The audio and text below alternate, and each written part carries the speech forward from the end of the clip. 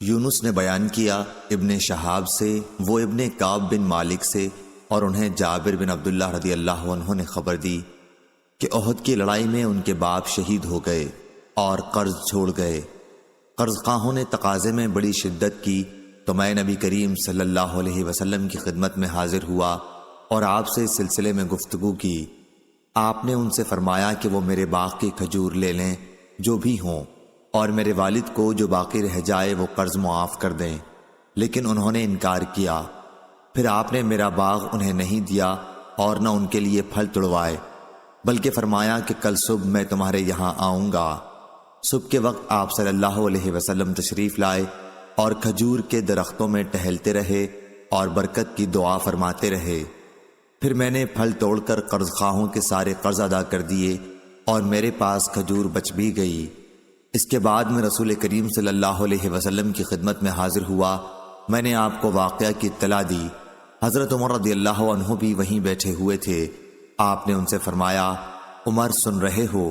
حضرت عمر رضی اللہ عنہ نے عرض کیا، ہمیں تو پہلے سے معلوم ہے کہ آپ اللہ کے سچے رسول ہیں۔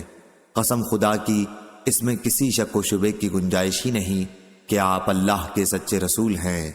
صحیح بخاری حدیث نمبر 2601۔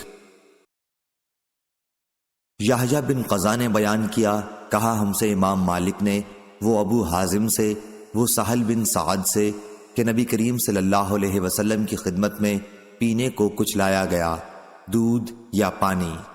آپ نے اسے نوش فرمایا۔ آپ کے دائیں طرف ایک بچہ بیٹھا تھا اور بڑے بوڑھے لوگ بائیں طرف بیٹھے ہوئے تھے۔ آپ نے اس بچے سے فرمایا کہ اگر تو اجازت دے تو بچا ہوا پانی میں ان بڑے لوگوں کو دے دوں، لیکن اس نے کہا کہ یا رسول اللہ صلی اللہ علیہ وسلم، آپ کے جھوٹے میں سے ملنے والے کسی حصے کا میں ایثار نہیں کر سکتا۔ حضرت صلی اللہ علیہ وسلم نے پیالہ جھٹکے کے ساتھ اسی کی طرف بڑھا دیا۔ صحیح بخاری حدیث نمبر 2602۔ مسعر نے بیان کیا، ان سے محارب نے اور ان سے جابر رضی اللہ عنہ نے، کہ میں نبی کریم صلی اللہ علیہ وسلم کی خدمت میں سفر سے لوٹ کر مسجد میں حاضر ہوا تو آپ نے میرے اونٹ کی قیمت ادا کی اور کچھ زیادہ بھی دیا۔ صحیح بخاری حدیث نمبر 2603۔ شعبہ نے بیان کیا محارب بن دثار سے، اور انہوں نے جابر بن عبداللہ رضی اللہ عنہ سے سنا، آپ فرماتے تھے کہ میں نے نبی کریم صلی اللہ علیہ وسلم کو سفر میں ایک اونٹ بیچا تھا۔ جب ہم مدینہ پہنچے تو آپ نے فرمایا کہ مسجد میں جا کر 2 رکعت نماز پڑھ۔ پھر آپ نے وزن کیا۔ شعبہ نے بیان کیا، میرا خیال ہے کہ جابر رضی اللہ عنہ نے کہا، میرے لیے وزن کیا۔ آپ کے حکم سے حضرت بلال رضی اللہ عنہ نے، اور اس پلڑے کو جس میں سکہ تھا جھکا دیا تاکہ مجھے زیادہ ملے۔ اس میں سے کچھ تھوڑا سا میرے پاس جب سے محفوظ تھا، لیکن شام والے اموی لشکر یوم حرہ کے موقع پر مجھ سے چھین کر لے گئے۔ صحیح بخاری حدیث نمبر 2604۔ قتیبہ نے بیان کیا، کہا ہم سے امام مالک نے ابو حازم سے، وہ سہل بن سعد رضی اللہ عنہ سے، کہ رسول اللہ صلی اللہ علیہ وسلم کی خدمت میں کچھ پینے کو لایا گیا۔ آپ کے دائیں طرف ایک بچہ تھا اور قوم کے بڑے لوگ بائیں طرف تھے۔ آپ نے بچے سے فرمایا کہ کیا تمہاری طرف سے اس کی اجازت ہے کہ میں بچا ہوا پانی ان بزرگوں کو دے دوں؟ تو اس بچے نے کہا کہ نہیں، قسم اللہ کی میں آپ سے ملنے والے اپنے حصے کا ہرگز ایثار نہیں کر سکتا۔ پھر حضرت صلی اللہ علیہ وسلم نے مشروب ان کی طرف جھٹکے کے ساتھ بڑھا دیا۔ صحیح بخاری حدیث نمبر 2605۔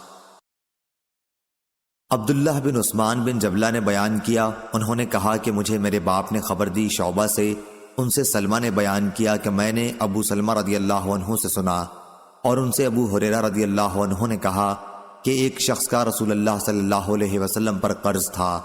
اس نے سختی کے ساتھ تقاضا کیا تو صحابہ اس کی طرف بڑھے، لیکن آپ نے فرمایا اسے چھوڑ دو، حق والے کو کچھ نہ کچھ کہنے کی گنجائش ہوتی ہی ہے۔ پھر آپ نے فرمایا کہ اس کے لیے ایک اونٹ اسی کے اونٹ کی عمر کا خرید کر اسے دے دو۔ صحابہ نے عرض کیا کہ اس سے اچھی عمر کا ہی اونٹ مل رہا ہے۔ آپ نے فرمایا کہ اسی کو خرید کر دے دو، کہ تم میں سب سے اچھا آدمی وہ ہے جو قرض کے ادا کرنے میں سب سے اچھا ہو۔ صحیح بخاری حدیث نمبر 2606۔ عبداللہ نے خبر دی شعبہ سے، انہیں سلمہ بن کہیل نے، انہیں ابو سلمہ نے، اور انہیں ابو ہریرہ رضی اللہ عنہ نے کہ نبی کریم صلی اللہ علیہ وسلم نے ایک خاص عمر کا اونٹ قرض لیا۔ قرض خواہ تقاضا کرنے آیا اور نازیبہ گفتگو کی تو آپ نے فرمایا کہ حق والے کو کہنے کا حق ہوتا ہے۔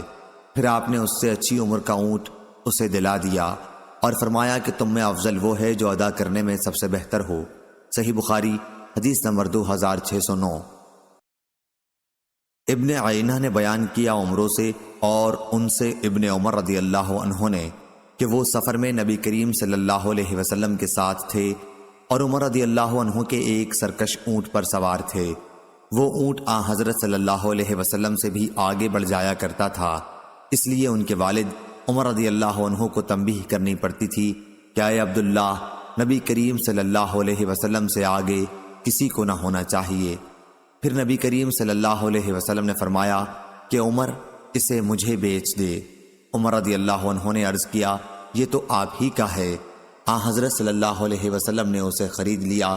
پھر فرمایا عبداللہ یہ اب تیرا ہے، جس طرح تو چاہے اسے استعمال کر۔ صحیح بخاری حدیث نمبر 2610۔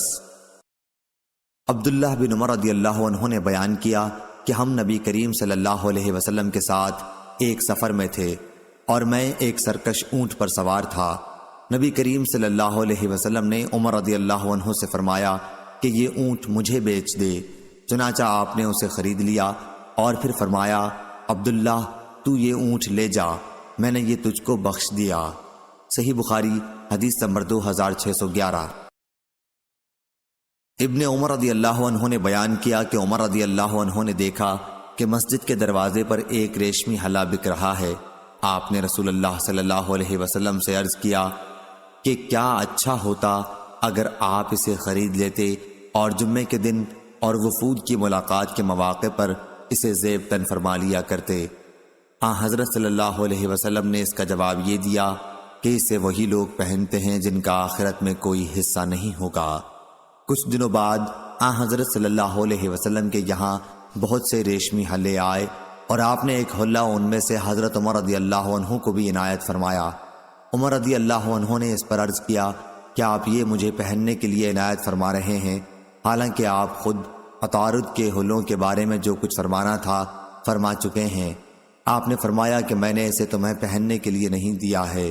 چنانچہ عمر رضی اللہ عنہ نے اسے اپنے ایک مشرک بھائی کو دے دیا جو مکے میں رہتا تھا۔ صحیح بخاری حدیث نمبر 2612۔ ابن فضل نے بیان کیا ان سے ان کے والد نے نافع سے اور ان سے ابن عمر رضی اللہ عنہ نے بیان کیا کہ نبی کریم صلی اللہ علیہ وسلم حضرت فاطمہ کے گھر میں تشریف لے گئے لیکن اندر نہیں گئے۔ اس کے بعد حضرت علی رضی اللہ عنہ گھر آئے تو فاطمہ رضی اللہ عنہ نے ذکر کیا کہ آپ صلی اللہ علیہ وسلم گھر میں تشریف نہیں لائے۔ علی رضی اللہ تعالی عنہ نے اس کا ذکر جب حضرت صلی اللہ علیہ وسلم سے کیا تو آپ نے فرمایا کہ میں نے اس دروازے پر دھاری دار پردہ لٹکا دیکھا تھا، اس لیے واپس چلا آیا۔ آپ نے فرمایا کہ مجھے دنیا کی آرائش و زیبائش سے کیا سروکار۔ حضرت علی رضی اللہ عنہ آ کر ان سے آپ کی گفتگو کا ذکر کیا تو انہوں نے کہا کہ آپ مجھے جس طرح چاہیں اس سلسلے میں حکم فرمائیں۔ حضرت صلی اللہ علیہ وسلم کو جب یہ بات پہنچی آپ نے فرمایا کہ فلاں گھر میں اسے بھجوا دیں، انہیں اس کی ضرورت ہے۔ صحیح بخاری حدیث نمبر 2613۔ عبد الملک بن میسرہ نے خبر دی، کہا کہ میں نے زید بن وہب سے سنا کہ حضرت علی رضی اللہ عنہ نے بیان کیا کہ نبی کریم صلی اللہ علیہ وسلم نے مجھے ایک ریشمی حلہ ہدیے میں دیا تو میں نے اسے پہن لیا، لیکن جب غصے کے آثار روئے مبارک پر دیکھے تو اسے اپنی عورتوں میں پھاڑ کر تقسیم کر دیا۔ صحیح بخاری حدیث نمبر 2614۔ شیبان نے بیان کیا قتادہ سے اور ان سے انس رضی اللہ عنہ نے بیان کیا کہ نبی کریم صلی اللہ علیہ وسلم کی خدمت میں دبیز قسم کے ریشم کا ایک جبہ ہدیے کے طور پر پیش کیا گیا۔ آپ اس کے استعمال سے مردوں کو منع فرماتے تھے۔ صحابہ کو بڑی حیرت ہوئی کہ کتنا عمدہ ریشم ہے۔ آپ نے فرمایا تمہیں اس پر حیرت ہے؟ اس ذات کی قسم جس کے ہاتھ میں محمد کی جان ہے، جنت میں سعد بن معاذ رضی اللہ عنہ کے رومال اس سے بھی زیادہ خوبصورت ہیں۔ صحیح بخاری حدیث نمبر 2615۔ خالد بن حارث نے بیان کیا، ان سے شعبہ نے، ان سے ہشام بن زید نے اور ان سے انس بن مالک رضی اللہ عنہ نے کہ ایک یہودی عورت نبی کریم صلی اللہ علیہ وسلم کی خدمت میں زہر ملا ہوا بکری کا گوشت لائی۔ آپ نے اس میں سے کچھ کھایا لیکن فوراً ہی فرمایا کہ اس میں زہر پڑا ہوا ہے۔ پھر جب اسے لایا گیا اور اس نے زہر ڈالنے کا اقرار بھی کر لیا تو کہا گیا کہ کیوں نہ اسے قتل کر دیا جائے، لیکن آپ نے فرمایا کہ نہیں، اس زہر کا اثر میں نے ہمیشہ نبی کریم صلی اللہ علیہ وسلم کے تعلق میں محسوس کیا۔ صحیح بخاری حدیث نمبر 2617۔ معتمر بن سلیمان نے بیان کیا، ان سے ان کے باپ نے بیان کیا، ان سے ابو عثمان نے بیان کیا اور ان سے عبد الرحمن بن ابی بکر رضی اللہ عنہ نے بیان کیا کہ ہم 130 آدمی رسول اللہ صلی اللہ علیہ وسلم کے ساتھ ایک سفر میں تھے۔ آپ نے دریافت فرمایا، کیا کسی کے ساتھ کھانے کی بھی کوئی چیز ہے؟ ایک صحابی کے ساتھ تقریباً 1 صاع کھانا آٹا تھا۔ وہ آٹا گوندھا گیا۔ پھر ایک لمبا تڑنگا مشرک پریشان بال بکریاں ہانکتا ہوا آیا تو نبی اکرم صلی اللہ علیہ وسلم نے دریافت فرمایا، یہ بیچنے کے لیے ہیں یا کسی کا عطیہ ہے؟ یا آپ نے عطیے کے بجائے حبا فرمایا؟ اس نے کہا کہ نہیں، بیچنے کے لیے ہیں۔ آپ نے اس سے ایک بکری خریدی، پھر ذبح کی گئی۔ پھر نبی کریم صلی اللہ علیہ وسلم نے اس کی کلیجی بھوننے کے لیے کہا۔ قسم خدا کی 130 اصحاب میں سے ہر ایک کو اس کلیجی میں سے کاٹ کے دیا جو موجود تھے۔ انہیں تو آپ نے فوراً ہی دے دیا، اور جو اس وقت موجود نہیں تھے ان کا حصہ محفوظ رکھ لیا۔ پھر بکری کے گوشت کو 2 بڑی قابوں میں رکھا گیا اور سب نے خوب سیر ہو کر کھایا۔ جو کچھ قابوں میں بچ گیا تھا اسے اونٹ پر رکھ کر ہم واپس لائے، او کما قال۔ صحیح بخاری حدیث نمبر 2618۔ عبداللہ بن دینار نے بیان کیا اور ان سے عبداللہ بن عمر رضی اللہ عنہ نے کہ عمر رضی اللہ عنہ نے دیکھا کہ ایک شخص کے یہاں ایک ریشمی حلہ جوڑا بک رہا ہے، تو آپ نے نبی کریم صلی اللہ علیہ وسلم سے کہا کہ آپ یہ جوڑا خرید لیجئے تاکہ جمعے کے دن اور جب کوئی وفد آئے تو آپ اسے پہنا کریں۔ آپ نے فرمایا کہ اسے تو وہ لوگ پہنتے ہیں جن کا آخرت میں کوئی حصہ نہیں ہوتا۔ پھر نبی کریم صلی اللہ علیہ وسلم کے پاس بہت سے ریشمی جوڑے آئے اور آپ نے ان میں سے ایک جوڑا عمر رضی اللہ عنہ کو بھیجا۔ عمر رضی اللہ عنہ نے کہا کہ میں اسے کس طرح پہن سکتا ہوں جبکہ آپ خود ہی اس کے متعلق جو کچھ ارشاد فرمانا تھا فرما چکے ہیں۔ آپ نے فرمایا کہ میں نے تمہیں پہننے کے لیے نہیں دیا بلکہ اس لیے دیا کہ تم اسے بیچ دو یا کسی غیر مسلم کو پہنا دو۔ چنانچہ عمر رضی اللہ عنہ نے اسے مکے میں اپنے ایک بھائی کے گھر بھیج دیا جو ابھی اسلام نہیں لایا تھا۔ صحیح بخاری حدیث نمبر 2619۔ عبید بن اسماعیل نے بیان کیا، کہا ہم سے ابو اسامہ نے بیان کیا ہشام سے، ان سے ان کے باپ نے اور ان سے اسماء بنت ابی بکر رضی اللہ عنہا نے بیان کیا کہ رسول اللہ صلی اللہ علیہ وسلم کے زمانے میں میری والدہ قتیلہ بنت عبد العزا جو کہ مشرکہ تھیں میرے یہاں آئیں۔ میں نے آپ سے پوچھا، میں نے یہ بھی کہا کہ وہ مجھ سے ملاقات کی بہت خواہش مند ہیں، تو کیا میں اپنی والدہ کے ساتھ صلہ رحمی کر سکتی ہوں؟ حضرت صلی اللہ علیہ وسلم نے فرمایا کہ ہاں، اپنی والدہ کے ساتھ صلہ رحمی کر۔ صحیح بخاری حدیث نمبر 2620۔ قتادہ نے بیان کیا سعید بن مسیب سے اور ان سے عبداللہ بن عباس رضی اللہ عنہ نے بیان کیا کہ نبی کریم صلی اللہ علیہ وسلم نے فرمایا، اپنا دیا ہوا ہدیہ واپس لینے والا ایسا ہے جیسے اپنی کی ہوئی قے کا چاٹنے والا۔ صحیح بخاری حدیث نمبر 2621۔ ایوب نے بیان کیا اکرمہ سے اور ان سے عبداللہ بن عباس رضی اللہ عنہ نے بیان کیا کہ نبی کریم صلی اللہ علیہ وسلم نے فرمایا، ہم مسلمانوں کو بری مثال نہ اختیار کرنی چاہیے اس شخص کی سی جو اپنا دیا ہوا ہدیہ واپس لے لے، وہ اس کتے کی طرح ہے جو اپنی قے خود چاٹتا ہے۔ صحیح بخاری حدیث نمبر 2622۔ امام مالک نے بیان کیا زید بن اسلم سے ان سے ان کے باپ نے کہ انہوں نے عمر بن خطاب رضی اللہ عنہ سے سنا، آپ نے فرمایا کہ میں نے ایک گھوڑا اللہ کے راستے میں جہاد کے لیے ایک شخص کو دیا، جسے میں نے وہ گھوڑا دیا تھا اس نے اسے دبلا کر دیا، اس لیے میرا ارادہ ہوا کہ اس سے اپنا وہ گھوڑا خرید لوں۔ میرا یہ بھی خیال تھا کہ وہ شخص وہ گھوڑا سستے داموں پر بیچ دے گا، لیکن جب میں نے اس کے بارے میں نبی کریم صلی اللہ علیہ وسلم سے پوچھا تو آپ نے فرمایا کہ تم اسے نہ خریدو، خواہ تمہیں وہ ایک ہی درہم میں کیوں نہ دے، کیونکہ اپنے صدقے کو واپس لینے والا شخص اس کتے کی طرح ہے جو اپنی ہی قے خود چاٹتا ہے۔ صحیح بخاری حدیث نمبر 2623۔ عبداللہ بن عبید اللہ بن ابی ملیکہ نے خبر دی کہ ابن جدعان کے غلام بنو صہیب نے دعویٰ کیا کہ 2 مکان اور 1 حجرہ نبی کریم صلی اللہ علیہ وسلم نے صہیب رضی اللہ عنہ کو عنایت فرمایا تھا، جو وراثت میں انہیں ملنا چاہیے۔ خلیفہ مروان بن حکم نے پوچھا کہ تمہارے حق میں اس دعوے پر گواہ کون ہے؟ انہوں نے کہا کہ عبداللہ بن عمر رضی اللہ عنہ۔ مروان نے آپ کو بلایا تو آپ نے گواہی دی کہ واقعی رسول اللہ صلی اللہ علیہ وسلم نے صہیب رضی اللہ عنہ کو 2 مکان اور 1 حجرہ دیا تھا۔ مروان نے آپ کی گواہی پر فیصلہ ان کے حق میں کر دیا۔ صحیح بخاری حدیث نمبر 2624۔ شیبان نے بیان کیا، ان سے یحییٰ نے، ان سے ابو سلمہ نے اور ان سے جابر رضی اللہ عنہ نے بیان کیا کہ رسول اللہ صلی اللہ علیہ وسلم نے عمرہ کے متعلق فیصلہ کیا تھا کہ وہ اس کا ہو جاتا ہے جسے ہبا کیا گیا ہو۔ صحیح بخاری حدیث نمبر 2625۔ نضر بن انس نے بیان کیا، ان سے بشیر بن نہیک نے اور ان سے ابو ہریرہ رضی اللہ عنہ نے کہ نبی کریم صلی اللہ علیہ وسلم نے فرمایا عمرہ جائز ہے، اور عطا نے کہا کہ مجھ سے جابر رضی اللہ عنہ نے نبی کریم صلی اللہ علیہ وسلم سے اسی طرح بیان کیا۔ صحیح بخاری حدیث نمبر 2626۔ شعبہ نے بیان کیا قتادہ سے کہ میں نے انس رضی اللہ عنہ سے سنا، آپ نے بیان کیا کہ مدینے پر دشمن کے حملے کا خوف تھا، اس لیے نبی کریم صلی اللہ علیہ وسلم نے طلحہ رضی اللہ عنہ سے 1 گھوڑا جس کا نام مندوب تھا مستعار لیا، پھر آپ اس پر سوار ہوئے، صحابہ بھی ساتھ تھے۔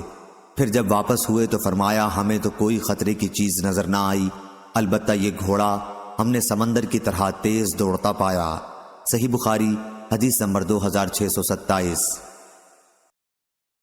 عبد الواحد بن ایمن نے بیان کیا، کہا کہ مجھ سے میرے باپ نے بیان کیا، انہوں نے کہا کہ میں عائشہ رضی اللہ عنہا کی خدمت میں حاضر ہوا تو آپ قطر یمن کا ایک دبیز کھردرا کپڑا کی قمیص قیمتی 5 درہم کی پہنے ہوئی تھیں۔ آپ نے مجھ سے فرمایا ذرا نظر اٹھا کر میری اس لونڈی کو تو دیکھ، اسے گھر میں بھی یہ کپڑے پہننے سے انکار ہے، حالانکہ رسول اللہ صلی اللہ علیہ وسلم کے زمانے میں میرے پاس اسی کی ایک قمیص تھی۔ جب کوئی لڑکی دلہن بنائی جاتی تو میرے یہاں آدمی بھیج کر قمیص عاریتاً منگا لیتی تھی۔ صحیح بخاری حدیث نمبر 2628۔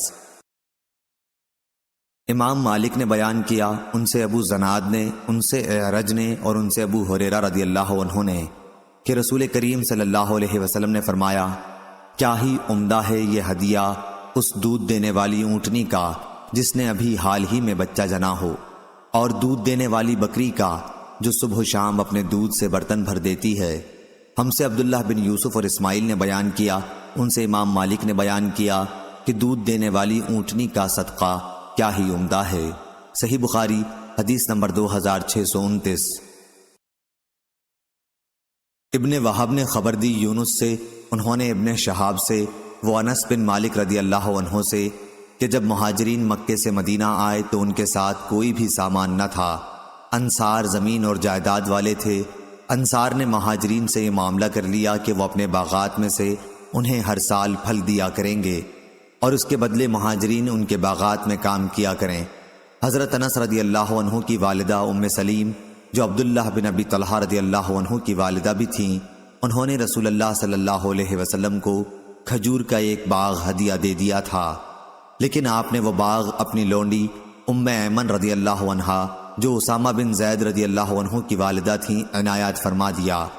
ابن شہاب نے بیان کیا کہ مجھے انس بن مالک رضی اللہ عنہ نے خبر دی کہ نبی کریم صلی اللہ علیہ وسلم جب خیبر کے یہودیوں کی جنگ سے فارغ ہوئے اور مدینہ تشریف لائے تو مہاجرین نے انصار کو ان کے تحائف واپس کر دیے جو انہوں نے پھلوں کی صورت میں دے رکھے تھے۔ حضرت صلی اللہ علیہ وسلم نے انس رضی اللہ عنہ کی والدہ کا باغ بھی واپس کر دیا اور ام ایمن رضی اللہ عنہ کو اس کے بجائے اپنے باغ میں سے کچھ درخت عنایت فرما دیے۔ احمد بن شبیب نے بیان کیا، انہیں ان کے والد نے خبر دی اور انہیں یونس نے اسی طرح، البتہ اپنی روایت میں بجائے مکانہن من حائطہ کے مکانہن من خالصہ بیان کیا۔ صحیح بخاری حدیث نمبر 2630۔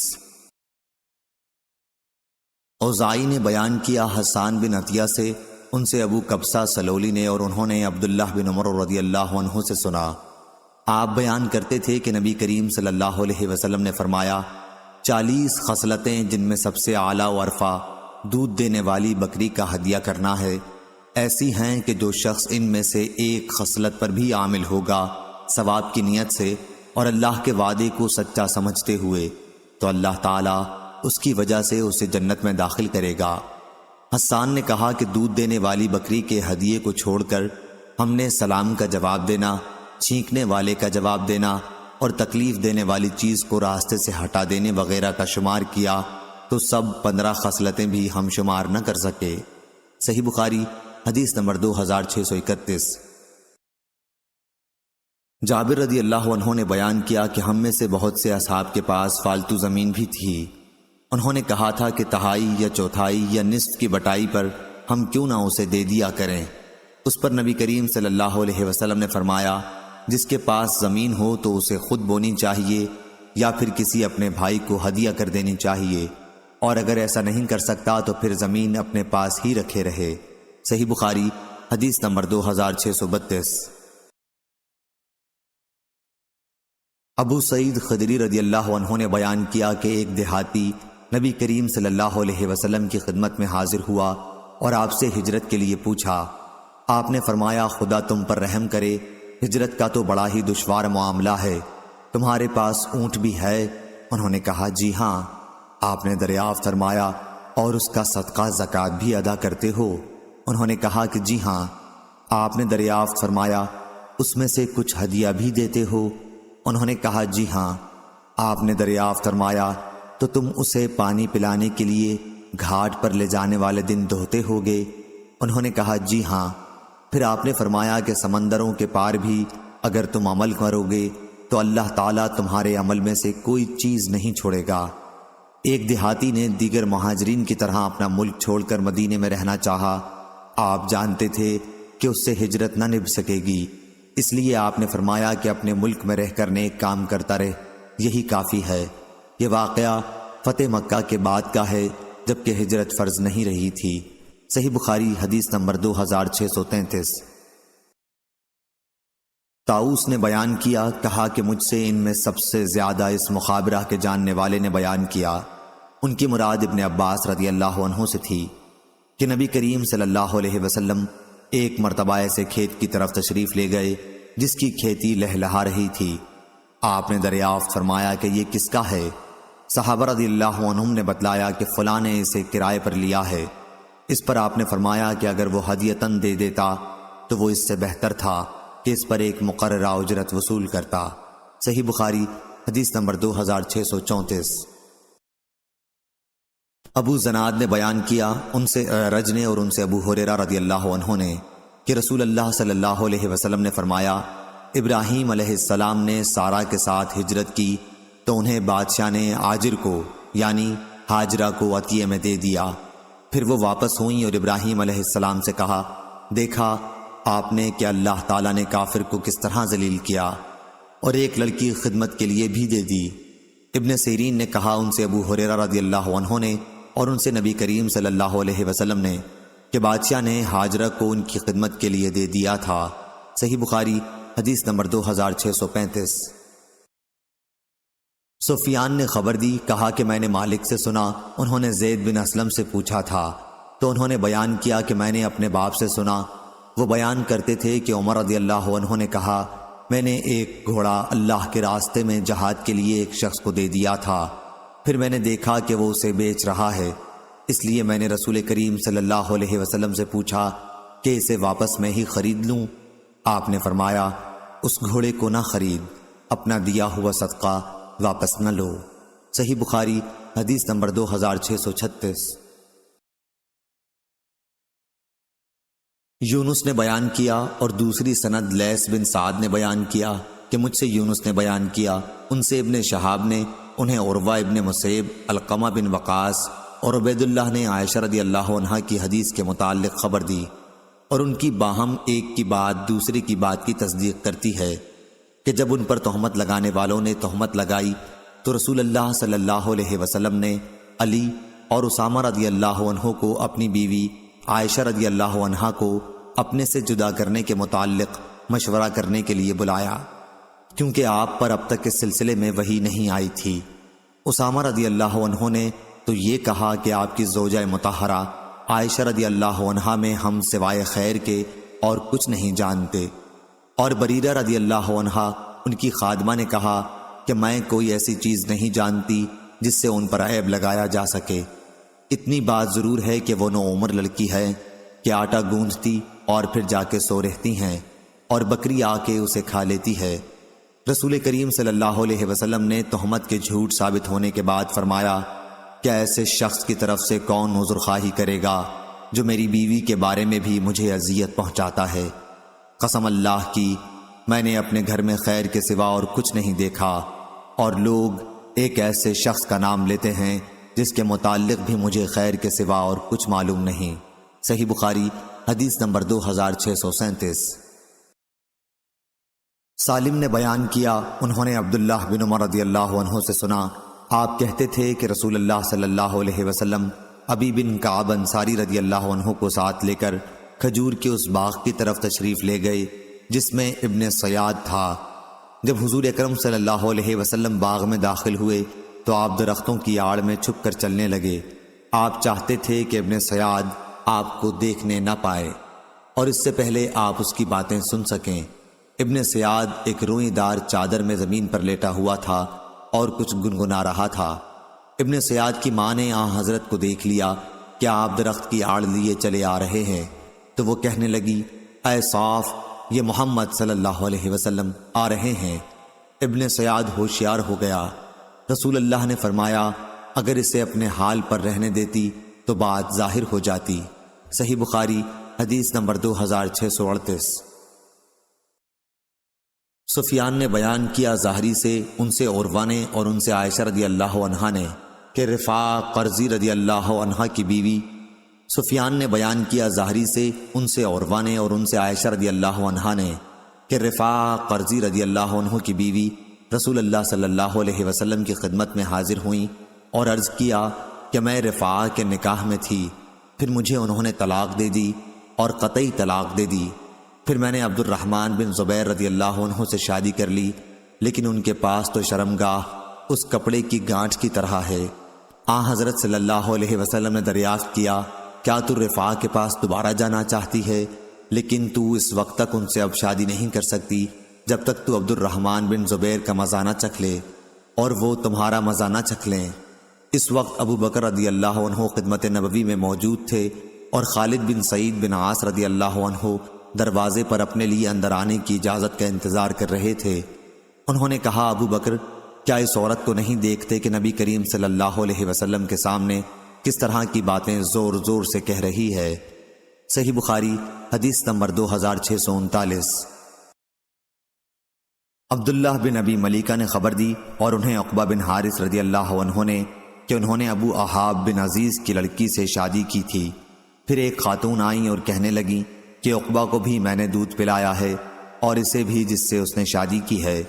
عقبہ رضی اللہ عنہ نے کہا کہ مجھے تو معلوم نہیں کہ آپ نے مجھے دودھ پلایا ہے اور آپ نے مجھے پہلے اس سلسلے میں کچھ بتایا بھی نہیں تھا۔ پھر انہوں نے آل ابو احاب کے یہاں آدمی بھیجا کہ ان سے اس کے متعلق پوچھے۔ انہوں نے بھی یہی جواب دیا کہ ہمیں معلوم نہیں کہ انہوں نے دودھ پلایا ہے۔ عقبہ رضی اللہ عنہ اب رسول اللہ صلی اللہ علیہ وسلم کی خدمت میں مدینہ حاضر ہوئے اور آپ سے مسئلہ پوچھا۔ آپ نے فرمایا، اب کیا ہو سکتا ہے جبکہ کہا جا چکا۔ آپ نے دونوں میں جدائی کرا دی اور اس کا نکاح دوسرے شخص سے کرا دیا۔ صحیح بخاری حدیث نمبر 2640۔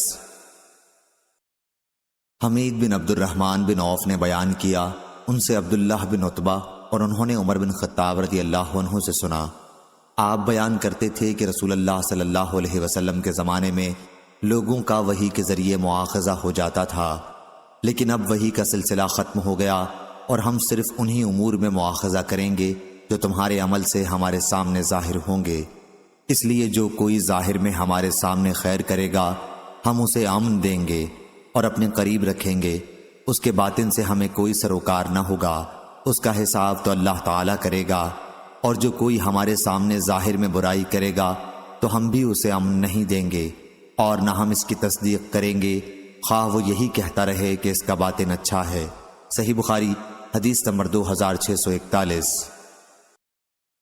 حماد بن زید نے بیان کیا ثابت سے اور ان سے حضرت انس رضی اللہ عنہ نے کہا کہ رسول اللہ صلی اللہ علیہ وسلم کے پاس سے ایک جنازہ گزرا تو لوگوں نے اس میت کی تعریف کی۔ آپ صلی اللہ علیہ وسلم نے فرمایا کہ واجب ہو گئی۔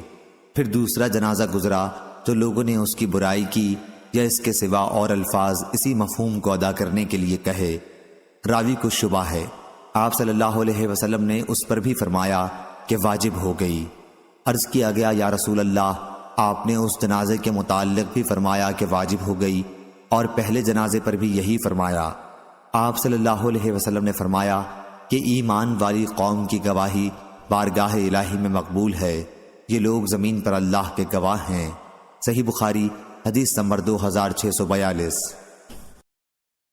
عبداللہ بن وریدہ نے بیان کیا ابو الاسود سے کہ میں مدینہ آیا تو یہاں وبا پھیلی ہوئی تھی، لوگ بڑی تیزی سے مر رہے تھے۔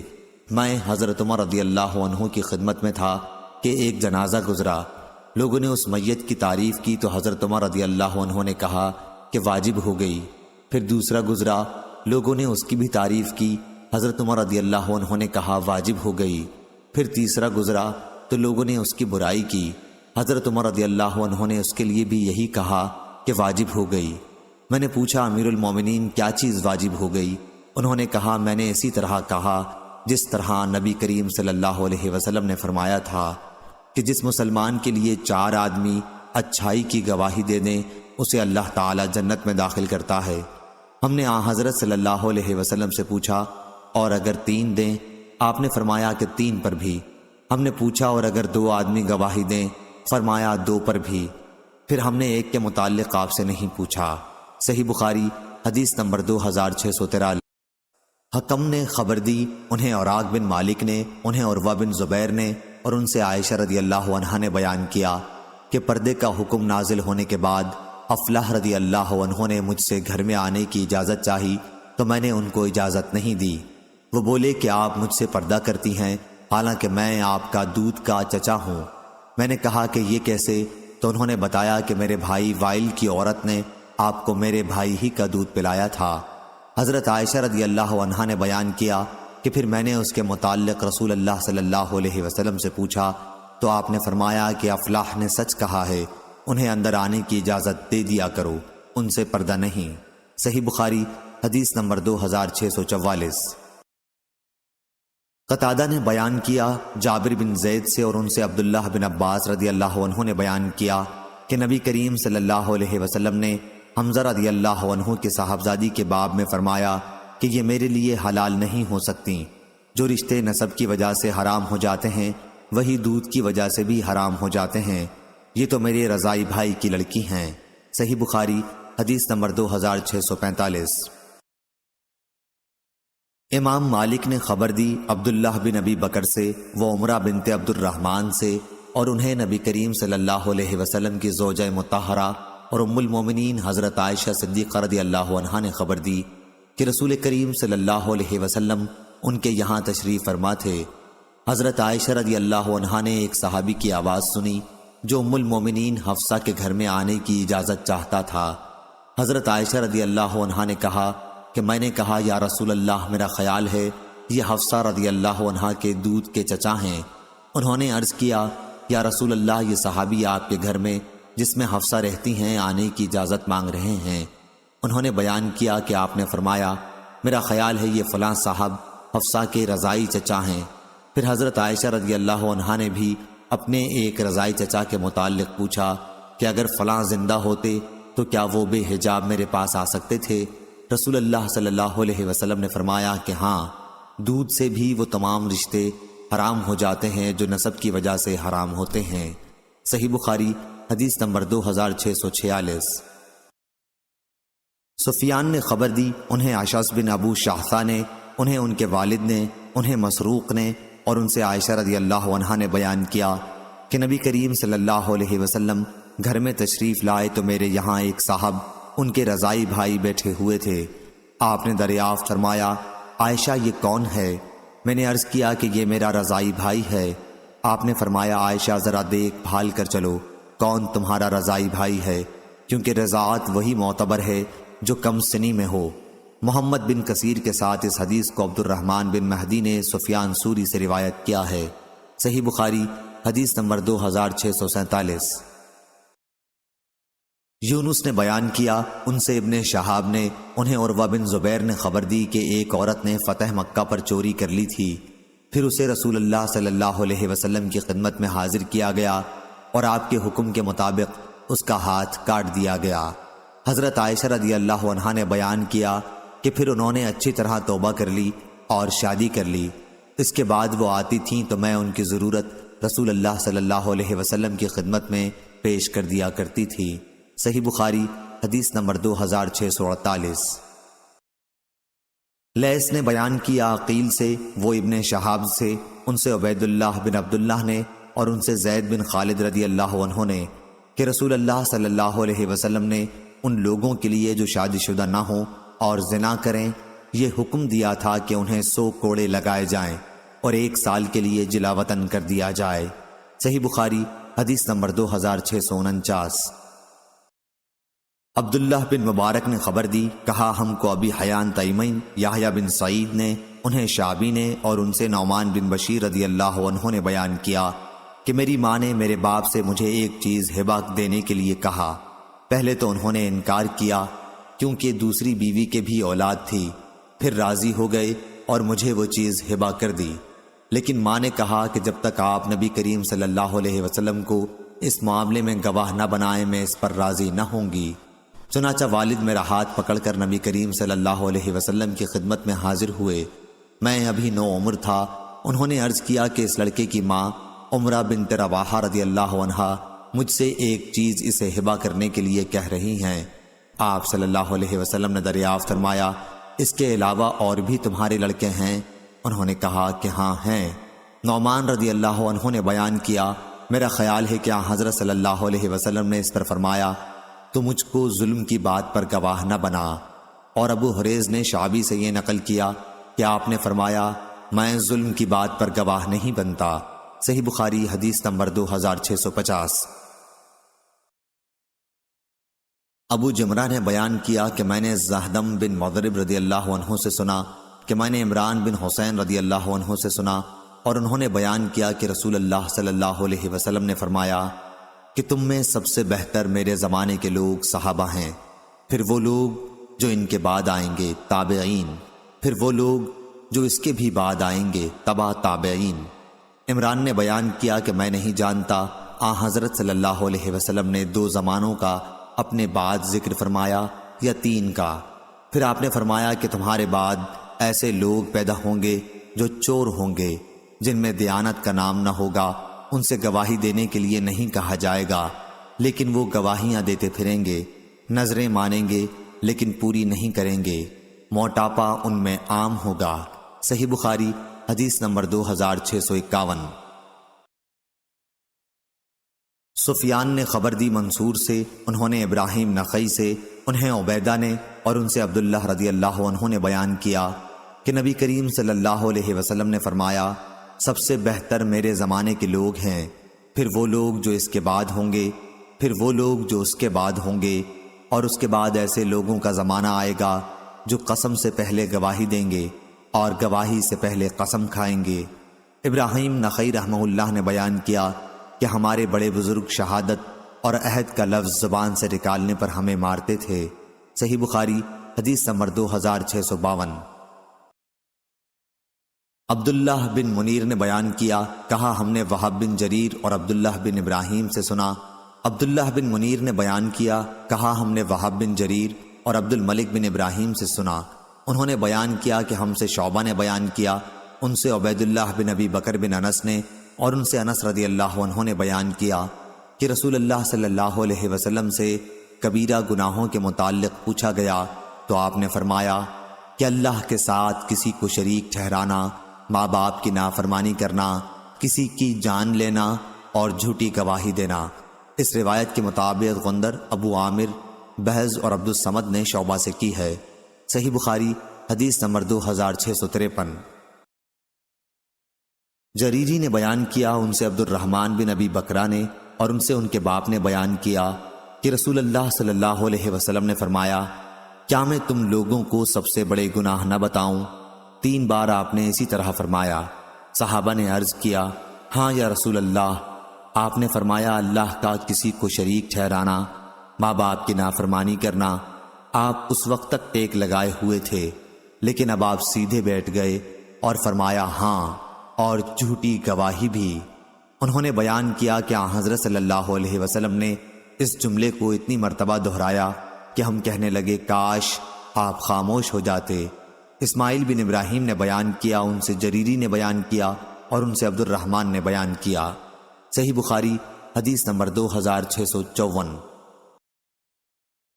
عیسیٰ بن یونس نے خبر دی، انہیں ہشام نے، انہیں ان کے باپ نے اور ان سے عائشہ رضی اللہ عنہا نے بیان کیا کہ نبی کریم صلی اللہ علیہ وسلم نے ایک شخص کو مسجد میں قرآن پڑھتے سنا تو فرمایا کہ ان پر اللہ تعالی رحم فرمائے۔ مجھے انہوں نے اس وقت فلاں اور فلاں آیتیں یاد دلا دیں جنہیں میں فلاں فلاں صورتوں میں سے بھول گیا تھا۔ عباد بن عبداللہ رضی اللہ عنہ نے اپنی روایت میں عائشہ رضی اللہ عنہا سے یہ زیادتی نقل کی ہے کہ نبی کریم صلی اللہ علیہ وسلم نے میرے گھر میں تہجد کی نماز پڑھی۔ اس وقت آپ نے عباد رضی اللہ عنہ کی آواز سنی کہ وہ مسجد میں نماز پڑھ رہے ہیں۔ آپ نے پوچھا، عائشہ کیا یہ عباد کی آواز ہے؟ میں نے کہا، جی ہاں۔ آپ نے فرمایا، اے اللہ، عباد پر رحم فرما۔ صحیح بخاری حدیث نمبر 2655۔ ابن شہاب نے خبر دی سالم بن عبداللہ سے اور ان سے عبداللہ بن عمر رضی اللہ عنہ نے بیان کیا کہ رسول کریم صلی اللہ علیہ وسلم نے فرمایا، بلال رضی اللہ عنہ رات میں اذان دیتے ہیں، اس لیے تم لوگ سحری کھا پی سکتے ہو یہاں تک کہ فجر کے لیے دوسری اذان پکاری جائے۔ یا یہ فرمایا یہاں تک کہ عبداللہ ابن ام مکتوم رضی اللہ عنہ کی آواز، یا یہ فرمایا یہاں تک کہ عبداللہ ابن مکتوم رضی اللہ عنہ کی اذان سن لو۔ عبداللہ ابن ام مکتوم نابینا تھے اور جب تک ان سے کہا نہ جاتا صبح ہو گئی ہے وہ اذان نہیں دیتے تھے۔ صحیح بخاری حدیث نمبر 2656۔ ایوب نے بیان کیا عبداللہ بن ابی ملیکہ سے اور ان سے مسعور بن مخرمہ رضی اللہ عنہ نے بیان کیا کہ نبی کریم صلی اللہ علیہ وسلم کے یہاں چند قبائیں آئیں تو مجھ سے میرے باپ مخرمہ رضی اللہ عنہ نے کہا کہ میرے ساتھ رسول اللہ صلی اللہ علیہ وسلم کی خدمت میں چلو، ممکن ہے آپ ان میں سے کوئی مجھے بھی عنایت فرمائیں۔ میرے والد حضور اکرم صلی اللہ علیہ وسلم کے گھر پہنچ کر دروازے پر کھڑے ہو گئے اور باتیں کرنے لگے۔ آپ نے ان کی آواز پہچان لی اور باہر تشریف لائے۔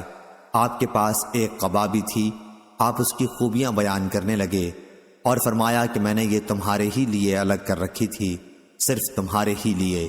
صحیح بخاری حدیث نمبر 2657۔ زید نے خبر دی، انہیں ایاز بن عبداللہ نے اور انہیں ابو سعید خدری رضی اللہ عنہ نے کہ نبی کریم صلی اللہ علیہ وسلم نے فرمایا، کیا عورت کی گواہی مرد کی گواہی کے آدھے کے برابر نہیں ہے؟ ہم نے عرض کیا، کیوں نہیں؟ آپ نے فرمایا کہ یہی تو ان کی عقل کا نقصان ہے۔ صحیح بخاری حدیث نمبر 2658۔ ابو عاصم نے بیان کیا، کہا ہم سے ابن جریج نے، وہ ابن ابی ملیکہ سے، ان سے عقبہ بن حارث رضی اللہ عنہ نے۔ دوسری سند امام بخاری نے کہا اور ہم سے علی بن عبداللہ نے بیان کیا، کہا ہم سے یحییٰ بن سعید نے بیان کیا، ان سے ابن جریج نے بیان کیا کہ میں نے ابن ابی ملیکہ سے سنا، کہا کہ مجھ سے عقبہ بن حارث رضی اللہ عنہ نے بیان کیا، یا یہ کہا کہ میں نے یہ حدیث ان سے سنی کہ انہوں نے ام یحییٰ بنت ابی احاب سے شادی کی تھی۔ انہوں نے بیان کیا کہ پھر ایک سیاہ رنگ والی باندی آئی اور کہنے لگی کہ میں نے تم دونوں کو دودھ پلایا ہے۔ میں نے اس کا ذکر رسول اللہ صلی اللہ علیہ وسلم سے کیا تو آپ نے میری طرف سے منہ پھیر لیا، پس میں جدا ہو گیا میں نے پھر آپ کے سامنے جا کر اس کا ذکر کیا تو آپ نے فرمایا اب نکاح کیسے باقی رہ سکتا ہے جبکہ تمہیں اس عورت نے بتا دیا ہے کہ اس نے تم دونوں کو دودھ پلایا تھا۔ چنانچہ آپ نے انہیں ام یحییٰ کو اپنے ساتھ رکھنے سے منع فرما دیا۔ صحیح بخاری حدیث نمبر 2659۔ عقبہ بن حارث نے بیان کیا کہ میں نے ایک عورت سے شادی کی تھی، پھر ایک عورت آئی اور کہنے لگی کہ میں نے تم دونوں کو دودھ پلایا تھا، اس لیے میں نبی کریم صلی اللہ علیہ وسلم کی خدمت میں حاضر ہوا۔ آپ نے فرمایا کہ جب تمہیں بتا دیا گیا کہ ایک ہی عورت تم دونوں کی دودھ کی ماں ہے تو پھر اب اور کیا صورت ہو سکتی ہے؟ اپنی بیوی کو اپنے سے جدا کر دے، یا اسی طرح کے الفاظ آپ نے فرمائے۔ صحیح بخاری حدیث نمبر 2660۔ ابو ربیع سلمان بن داؤد نے بیان کیا، امام بخاری نے کہا کہ اس حدیث کے بعض مطالب مجھ کو امام احمد بن یونس نے سمجھائے۔ کہا ہم سے فلیح بن سلیمان نے بیان کیا، ان سے ابن شہاب ظاہری نے بیان کیا، ان سے عروہ بن زبیر، سعید بن مسیب، علقمہ بن وقاص لیثی اور عبید اللہ بن عبداللہ بن عتبہ نے، اور ان سے نبی کریم صلی اللہ علیہ وسلم کی زوجہ مطہرہ حضرت عائشہ رضی اللہ عنہا نے وہ قصہ بیان کیا جب تہمت لگانے والوں نے ان پر تہمت لگائی، لیکن اللہ تعالیٰ نے خود انہیں اس سے بری قرار دیا۔ ظاہری نے بیان کیا کہ ظاہری سے بیان کرنے والے جن کا سند میں ظاہری کے بعد ذکر ہے، تمام راویوں نے عائشہ رضی اللہ عنہا کی اس حدیث کا ایک ایک حصہ بیان کیا تھا۔ بعض راویوں کو بعض دوسرے راویوں سے حدیث زیادہ یاد تھی اور وہ بیان بھی زیادہ بہتر طریقے پر کر سکتے تھے۔ بہرحال ان سب راویوں سے میں نے یہ حدیث پوری طرح محفوظ کر لی تھی جسے وہ عائشہ رضی اللہ عنہا سے بیان کرتے تھے۔ ان راویوں میں ہر ایک کی روایت سے دوسرے راوی کی تصدیق ہوتی تھی۔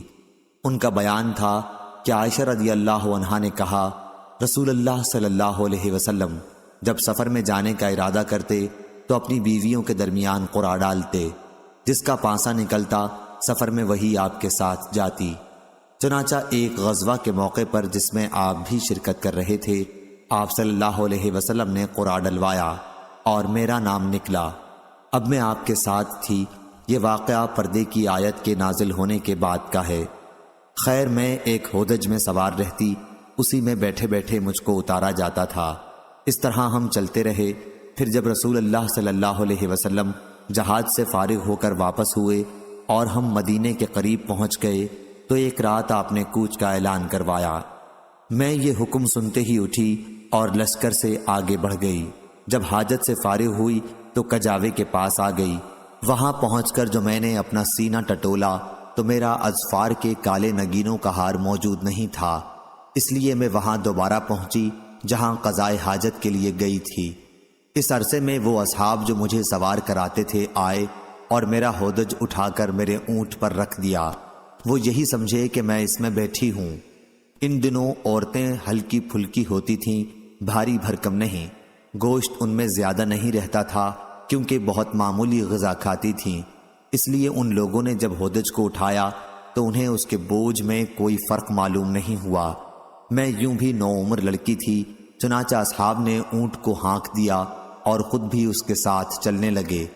جب لشکر روانہ ہو چکا تو مجھے اپنا ہار ملا اور میں پڑاؤ کی جگہ آئی، لیکن وہاں کوئی آدمی موجود نہ تھا، اس لیے میں اس جگہ گئی جہاں پہلے میرا قیام تھا کہ جب وہ لوگ مجھے نہیں پائیں گے تو یہیں لوٹ کے آئیں گے۔ اپنی جگہ پہنچ کر میں یوں ہی بیٹھی ہوئی تھی کہ میری آنکھ لگ گئی اور میں سو گئی۔ صفوان بن معطل سلمہ ثم زکوانی رضی اللہ عنہ لشکر کے پیچھے تھے، جو لشکریوں کی گری پڑی چیزوں کو اٹھا کر انہیں ان کے مالک تک پہنچانے کی خدمت کے لیے مقرر تھے۔ وہ میری طرف سے گزرے تو ایک سوئے ہوئے انسان کا سایہ نظر پڑا، اس لیے اور قریب پہنچے۔ پردے کے حکم سے پہلے وہ مجھے دیکھ چکے تھے۔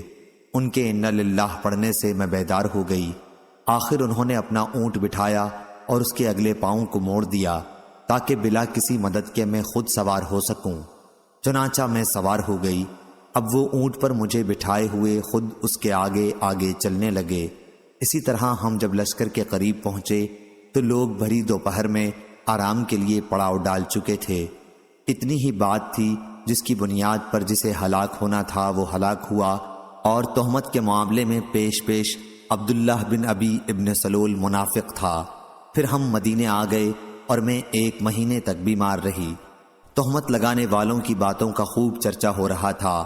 اپنی اس بیماری کے دوران مجھے اس سے بھی بڑا شبہ ہوتا تھا کہ ان دنوں رسول اللہ صلی اللہ علیہ وسلم کا وہ لطف و کرم بھی میں نہیں دیکھتی تھی جن کا مشاہدہ اپنی پچھلی بیماریوں میں کر چکی تھی۔ پس آپ گھر میں جب آتے تو سلام کرتے اور صرف اتنا دریافت فرما لیتے، مزاج کیسا ہے؟ جو باتیں تہمت لگانے والے پھیلا رہے تھے ان میں سے کوئی بات مجھے معلوم نہیں تھی۔ جب میری صحت کچھ ٹھیک ہوئی تو ایک رات میں مستح کے ساتھ مناصے کی طرف گئی۔ یہ ہماری قضائے حاجت کی جگہ تھی، ہم یہاں صرف رات ہی میں آتے تھے۔ یہ اس زمانے کی بات ہے جب ابھی ہمارے گھروں کے قریب بیت الخلاء نہیں بنے تھے۔ میدان میں جانے کے سلسلے میں قضائے حاجت کے لیے ہمارا طرز عمل قدیم عرب کی طرح تھا۔ میں اور مستح بنت ابی رحم چل رہے تھے کہ وہ اپنی چادر میں الجھ کر گر پڑیں اور ان کی زبان سے نکل گیا، مستح برباد ہو۔ میں نے کہا، بری بات آپ نے اپنی زبان سے نکالی، ایسے شخص کو برا کہہ رہی ہیں آپ جو بدر کی لڑائی میں شریک تھا۔ وہ کہنے لگی، اے جو کچھ ان سب نے کہا ہے وہ آپ نے نہیں سنا۔ پھر انہوں نے تہمت لگانے والوں کی ساری باتیں سنائیں اور ان باتوں کو سن کر میری بیماری اور بڑھ گئی۔ میں جب اپنے گھر واپس ہوئی تو رسول اللہ صلی اللہ علیہ وسلم اندر تشریف لائے اور دریافت فرمایا، مزاج کیسا ہے؟ میں نے عرض کیا کہ آپ مجھے والدین کے یہاں جانے کی اجازت دیجیے۔ اس وقت میرا ارادہ یہ تھا کہ ان سے اس خبر کی تحقیق کروں گی۔ حضرت صلی اللہ علیہ وسلم نے مجھے جانے کی اجازت دے دی اور میں جب گھر آئی تو میں نے اپنی والدہ ام رومان سے ان باتوں کے متعلق پوچھا جو لوگوں میں پھیلی ہوئی تھیں۔ انہوں نے فرمایا، بیٹی اس طرح کی باتوں کی پرواہ نہ کر، خدا کی قسم شاید ہی ایسا ہو کہ تجھ جیسی حسین و خوبصورت عورت کسی مرد کے گھر میں ہو اور اس کی سوکنے بھی ہوں، پھر بھی اس طرح کی باتیں پھیلائی نہ جایا کریں۔ میں نے کہا، سبحان اللہ، سوکنوں کا ذکر کیا، وہ تو دوسرے لوگ اس طرح کی باتیں کر رہے ہیں۔ انہوں نے بیان کیا کہ وہ رات میں نے وہیں گزاری، صبح تک میرے آنسو نہیں تھمتے تھے اور نہ نیند آئی۔ صبح ہوئی تو رسول اللہ صلی اللہ علیہ وسلم نے اپنی بیوی کو جدا کرنے کے سلسلے میں مشورہ کرنے کے لیے علی بن ابی طالب اور اسامہ بن زید رضی اللہ عنہ کو بلوایا، کیونکہ وہی اس سلسلے میں اب تک نہیں آئی تھی۔ اسامہ رضی اللہ عنہ کو آپ کی بیویوں سے آپ کی محبت کا علم تھا، اس لیے اسی کے مطابق مشورہ دیا اور کہا، آپ کی بیوی یا رسول اللہ صلی اللہ علیہ وسلم، واللہ ہم ان کے متعلق خیر کے سوا اور کچھ نہیں جانتے۔ حضرت علی رضی اللہ عنہ نے کہا، یا رسول اللہ صلی اللہ علیہ وسلم، اللہ تعالیٰ نے آپ پر کوئی تنگی نہیں کی ہے، عورتیں ان کے سوا بھی بہت ہیں، باندی سے بھی آپ دریافت فرما لیجئے، وہ سچی بات بیان کریں گی۔ چنانچہ رسول اللہ صلی اللہ علیہ وسلم نے بریرہ رضی اللہ عنہ کو بلایا جو عائشہ رضی اللہ عنہ کی خاص خادمہ تھی، اور دریافت فرمایا، بریرہ کیا تم نے عائشہ میں کوئی ایسی چیز دیکھی ہے جس سے تمہیں شبہ ہوا ہو؟ بریرہ رضی اللہ عنہ نے عرض کیا، نہیں، اس ذات کی قسم جس نے آپ کو حق کے ساتھ مبعوث فرمایا ہے، میں نے ان میں کوئی ایسی چیز نہیں دیکھی جس کا عیب میں ان پر لگا سکوں۔ اتنی بات ضرور ہے کہ وہ 9 عمر لڑکی ہیں، آٹا گوندھ کر سو جاتی ہیں، پھر بکری آتی ہے اور کھا لیتی ہے۔ رسول اللہ صلی اللہ علیہ وسلم نے اسی دن عبداللہ بن ابی ابن سلول کے بارے میں مدد چاہی۔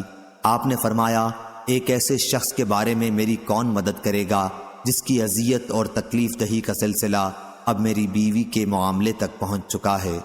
اللہ کی قسم، اپنی بیوی کے بارے میں خیر کے سوا اور کوئی چیز مجھے معلوم نہیں۔ پھر نام بھی اس معاملے میں انہوں نے ایک ایسے آدمی کا لیا ہے جس کے متعلق بھی میں خیر کے سوا اور کچھ نہیں جانتا۔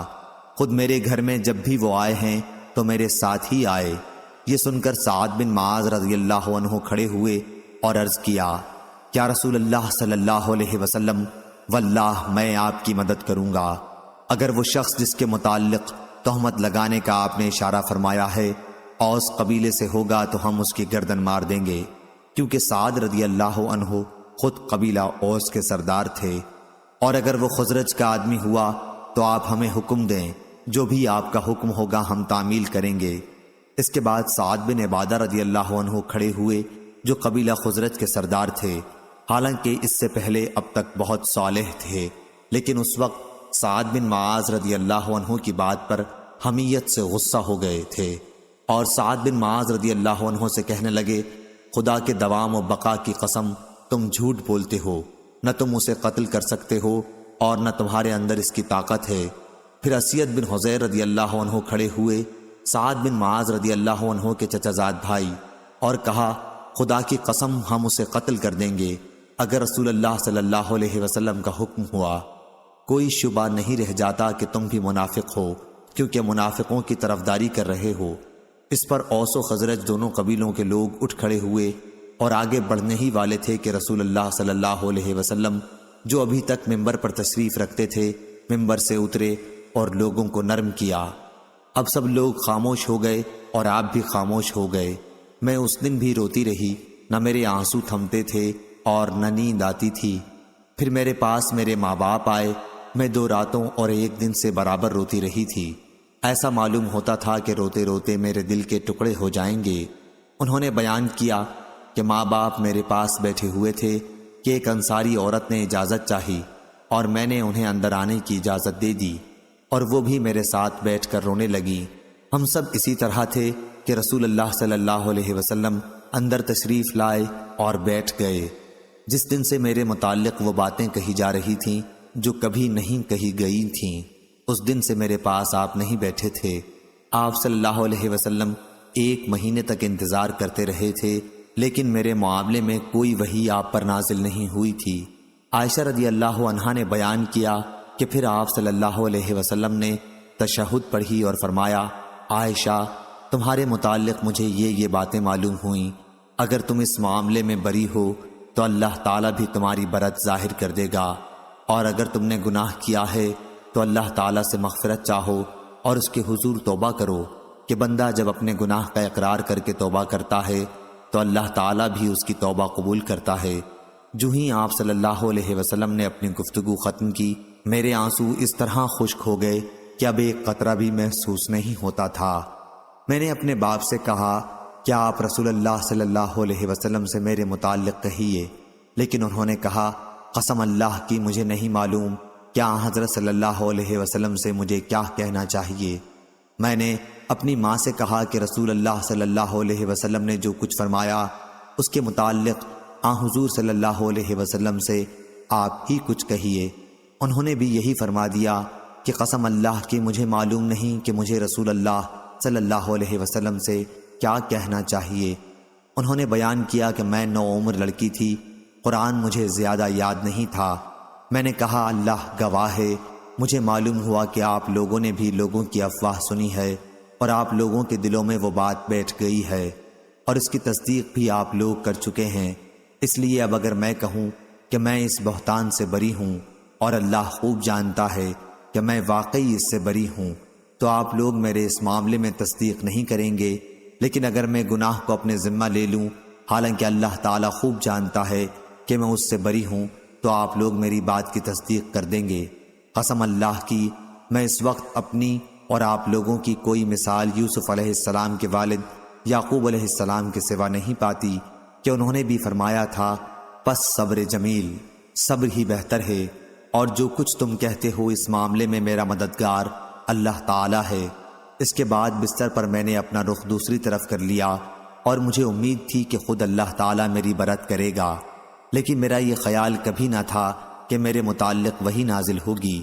میری اپنی نظر میں حیثیت اس سے بہت معمولی تھی کہ قرآن مجید میں میرے متعلق کوئی آیت نازل ہو۔ ہاں، مجھے اتنی امید ضرور تھی کہ آپ کوئی خواب دیکھیں گے جس میں اللہ تعالیٰ مجھے بری فرما دے گا۔ اللہ گواہ ہے کہ ابھی آپ اپنی جگہ سے اٹھے بھی نہ تھے، اور نہ اس وقت گھر میں موجود کوئی باہر نکلا تھا کہ آپ پر وحی نازل ہونے لگی، اور شدت وحی سے آپ جس طرح پسینے پسینے ہو جایا کرتے تھے وہی کیفیت آپ کی اب بھی تھی۔ پسینے کے قطرے موتیوں کی طرح آپ کے جسم مبارک سے گرنے لگے، حالانکہ سردی کا موسم تھا۔ جب وحی کا سلسلہ ختم ہوا تو آپ ہنس رہے تھے، اور سب سے پہلا کلمہ جو آپ کی زبان مبارک سے نکلا وہ یہ تھا، اے عائشہ، اللہ کی حمد بیان کر کہ اس نے تمہیں بری قرار دے دیا ہے۔ میری والدہ نے کہا بیٹی جا، رسول اللہ صلی اللہ علیہ وسلم کے سامنے جا کر کھڑی ہو جا۔ میں نے کہا نہیں، قسم اللہ کی میں آپ کے پاس جا کر کھڑی نہ ہوں گی، اور میں تو صرف اللہ کی حمد و ثنا کروں گی۔ اللہ تعالیٰ نے یہ آیت نازل فرمائی تھی، جن لوگوں نے تہمت تراشی کی ہے وہ تم ہی میں سے کچھ لوگ ہیں۔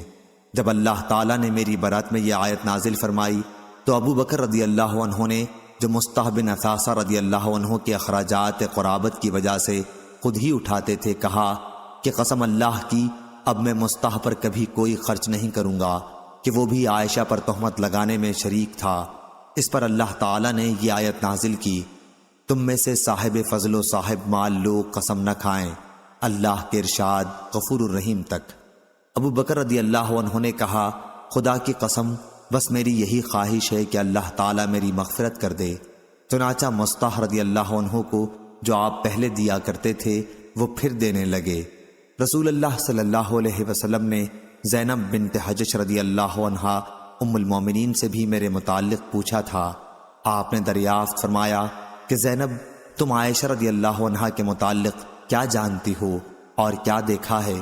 انہوں نے جواب دیا میں اپنے کان اور اپنی آنکھ کی حفاظت کرتی ہوں کہ جو چیز میں نے دیکھی ہو یا سنی ہو وہ آپ سے بیان کرنے لگوں۔ خدا گواہ ہے کہ میں نے ان میں خیر کے سوا اور کچھ نہیں دیکھا۔ عائشہ رضی اللہ عنہا نے بیان کیا کہ یہی میری برابر کی تھیں، لیکن اللہ تعالیٰ نے انہیں تقوی کی وجہ سے بچا لیا۔ صحیح بخاری حدیث نمبر 2661۔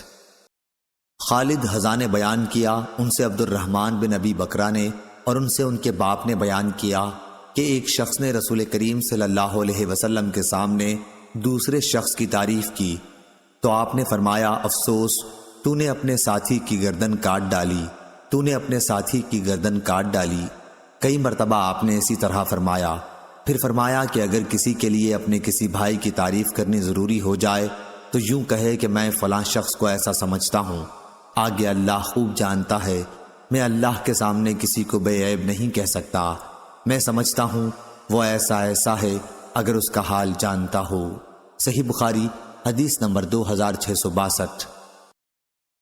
ابو موسیٰ اشعری رضی اللہ عنہ نے بیان کیا کہ رسول کریم صلی اللہ علیہ وسلم نے سنا کہ ایک شخص دوسرے کی تعریف کر رہا تھا اور مبالغے سے کام لے رہا تھا، تو رسول اللہ صلی اللہ علیہ وسلم نے فرمایا کہ تم لوگوں نے اس شخص کو ہلاک کر دیا، اس کی پشت توڑ دی۔ صحیح بخاری حدیث نمبر 2663۔ نافع نے بیان کیا، انہوں نے کہا کہ ہم سے عبداللہ بن عمر رضی اللہ عنہ نے بیان کیا کہ احد کی لڑائی کے موقع پر وہ رسول اللہ صلی اللہ علیہ وسلم کے سامنے جنگ پر جانے کے لیے پیش ہوئے تو انہیں اجازت نہیں ملی۔ اس وقت ان کی عمر 14 سال تھی۔ پھر غزوہ خندق کے موقع پر پیش ہوئے تو اجازت مل گئی، اس وقت ان کی عمر 15 سال تھی۔ نافع نے بیان کیا کہ جب میں عمر بن عبدالعزیز رحمہ اللہ کے یہاں ان کی خلافت کے زمانے میں گیا تو میں نے ان سے یہ حدیث بیان کی تو انہوں نے فرمایا کہ چھوٹے اور بڑے کے درمیان 15 سال ہی کی حد ہے۔ پھر انہوں نے اپنے حاکموں کو لکھا کہ جس بچے کی عمر 15 سال کی ہو جائے اس کا فوجی وظیفہ بیت المال سے مقرر کر دیں۔ صحیح بخاری حدیث نمبر 2664۔ سفیان نے بیان کیا، انہوں نے کہا ہم سے صفوان بن سلیم نے بیان کیا، ان سے عطا بن یسار نے اور ان سے ابو سعید خدری رضی اللہ عنہ نے کہ نبی کریم صلی اللہ علیہ وسلم نے فرمایا ہر بالغ پر جمعے کے دن غسل واجب ہے۔ صحیح بخاری حدیث نمبر 2665۔ ابن ابی ملیکہ نے بیان کیا کہ ابن عباس رضی اللہ عنہ نے لکھا تھا نبی کریم صلی اللہ علیہ وسلم نے مدعا علیہ کے لیے قسم کھانے کا فیصلہ کیا تھا۔ صحیح بخاری حدیث نمبر 2668۔ اکرمہ نے بیان کیا اور ان سے ابن عباس رضی اللہ عنہ نے بیان کیا کہ ہلال بن امیہ رضی اللہ عنہ نے نبی کریم صلی اللہ علیہ وسلم کے سامنے اپنی بیوی پر شریک بن صحمہ کے ساتھ تہمت لگائی تو آپ نے فرمایا کہ اس پر گواہ لا ورنہ تمہاری پیٹھ پر حد لگائی جائے گی۔ انہوں نے کہا یا رسول اللہ، کیا ہم میں سے کوئی شخص اگر اپنی عورت دوسرے کو دیکھے گا تو گواہ ڈھونڈنے دوڑے گا؟ حضرت صلی اللہ علیہ وسلم برابر یہی فرماتے رہے کہ گواہ لا ورنہ تمہاری پیٹھ پر حد لگائی جائے گی۔ پھر لعان کی حدیث کا ذکر کیا۔ صحیح بخاری حدیث نمبر 2671۔ جریر بن عبد الحمید نے بیان کیا اعمش سے، ان سے ابو صالح نے اور ان سے ابو ہریرہ رضی اللہ عنہ نے بیان کیا کہ رسول اللہ صلی اللہ علیہ وسلم نے فرمایا 3 طرح کے لوگ ایسے ہیں کہ اللہ تعالیٰ ان سے بات بھی نہ کرے گا، نہ ان کی طرف نظر اٹھا کر دیکھے گا اور نہ انہیں پاک کرے گا، بلکہ انہیں سخت دردناک عذاب ہوگا۔ ایک وہ شخص جو سفر میں ضرورت سے زیادہ پانی لیے جا رہا ہے اور کسی مسافر کو جسے پانی کی ضرورت ہو نہ دے۔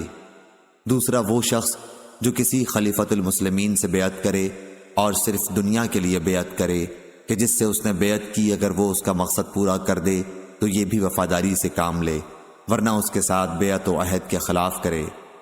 تیسرا وہ شخص جو کسی سے عصر کے بعد کسی سامان کا بھاؤ کرے اور اللہ کی قسم کھا لے کہ اسے اس کا اتنا روپیہ مل رہا تھا اور خریدار اس سامان کو اس کی قسم کی وجہ سے لے لے، حالانکہ وہ جھوٹا ہے۔ صحیح بخاری حدیث نمبر 2672۔ عبد الواحد نے بیان کیا اعمش سے، ان سے ابو وائل نے اور ان سے عبداللہ بن مسعود رضی اللہ عنہ نے کہ نبی کریم صلی اللہ علیہ وسلم نے فرمایا جو شخص قسم اس لیے کھاتا ہے تاکہ اس کے ذریعے کسی کا مال ناجائز طور پر ہضم کر جائے تو وہ اللہ سے اس حال میں ملے گا کہ اللہ پاک اس پر غضبناک ہوگا۔ صحیح بخاری حدیث نمبر 2673۔ معمر نے خبر دی، انہیں حمام نے اور انہیں ابو ہریرہ رضی اللہ عنہ نے کہ رسول کریم صلی اللہ علیہ وسلم نے چند آدمیوں سے قسم کھانے کے لیے کہا، ایک ایسے مقدمے میں جس کے یہ لوگ مدعا علیہ تھے۔ قسم کے لیے سب ایک ساتھ آگے بڑھے تو حضرت صلی اللہ علیہ وسلم نے حکم دیا کہ قسم کھانے کے لیے ان میں باہم پانسا ڈالا جائے کہ پہلے کون قسم کھائے۔ صحیح بخاری حدیث نمبر 2674۔ عوام نے خبر دی، کہا کہ مجھ سے ابراہیم ابو اسماعیل سکسکی نے بیان کیا اور انہوں نے عبداللہ بن ابی اوفا رضی اللہ عنہ کو یہ کہتے سنا کہ ایک شخص نے اپنا سامان دکھا کر اللہ کی قسم کھائی کہ اسے اس سامان کا اتنا روپیہ مل رہا تھا، حالانکہ اتنا نہیں مل رہا تھا۔ اس پر یہ آیت نازل ہوئی کہ جو لوگ اللہ کے عہد اور اپنی قسموں کے ذریعے تھوڑی قیمت حاصل کرتے ہیں۔ ابن ابی اوفا رضی اللہ عنہ نے کہا کہ گاہکوں کو پھانسنے کے لیے قیمت بڑھانے والا سود خور کی طرح خائن ہے۔ صحیح بخاری حدیث نمبر 2675۔ امام مالک نے بیان کیا، ان سے ان کے چچا ابو سہیل نے، ان سے ان کے والد نے اور انہوں نے طلحہ بن عبید اللہ رضی اللہ عنہ سے سنا، آپ نے بیان کیا کہ ایک صاحب زمام بن ثعلبہ نبی کریم صلی اللہ علیہ وسلم کی خدمت میں آئے اور اسلام کے متعلق پوچھنے لگے۔ حضرت صلی اللہ علیہ وسلم نے فرمایا دن اور رات میں 5 نمازیں ادا کرنا۔ اس نے پوچھا کیا اس کے علاوہ بھی مجھ پر کچھ نماز اور ضروری ہے؟ آپ نے فرمایا کہ نہیں، یہ دوسری بات ہے کہ تم نفل پڑھو۔ پھر رسول کریم صلی اللہ علیہ وسلم نے فرمایا اور رمضان کے روزے ہیں۔ اس نے پوچھا کیا اس کے علاوہ بھی مجھ پر کچھ روزے واجب ہیں؟ آپ نے فرمایا نہیں، سوا اس کے جو تم اپنے طور پر نفل رکھو۔ طلحہ رضی اللہ عنہ نے بیان کیا کہ ان کے سامنے رسول اللہ صلی اللہ علیہ وسلم نے زکوٰۃ کا بھی ذکر کیا تو انہوں نے پوچھا کیا جو فرض زکوٰۃ آپ نے بتائی ہے اس کے علاوہ بھی مجھ پر کوئی خیرات واجب ہے؟ حضرت صلی اللہ علیہ وسلم نے فرمایا کہ نہیں، سوا اس کے جو تم خود اپنی طرف سے نفل دو۔ اس کے بعد وہ صاحب یہ کہتے ہوئے جانے لگے کہ اللہ گواہ ہے، نہ میں ان میں کوئی زیادتی کروں گا اور نہ کوئی کمی۔ رسول اللہ صلی اللہ علیہ وسلم نے فرمایا اگر اس نے سچ کہا ہے تو کامیاب ہوا۔ صحیح بخاری حدیث نمبر 2678۔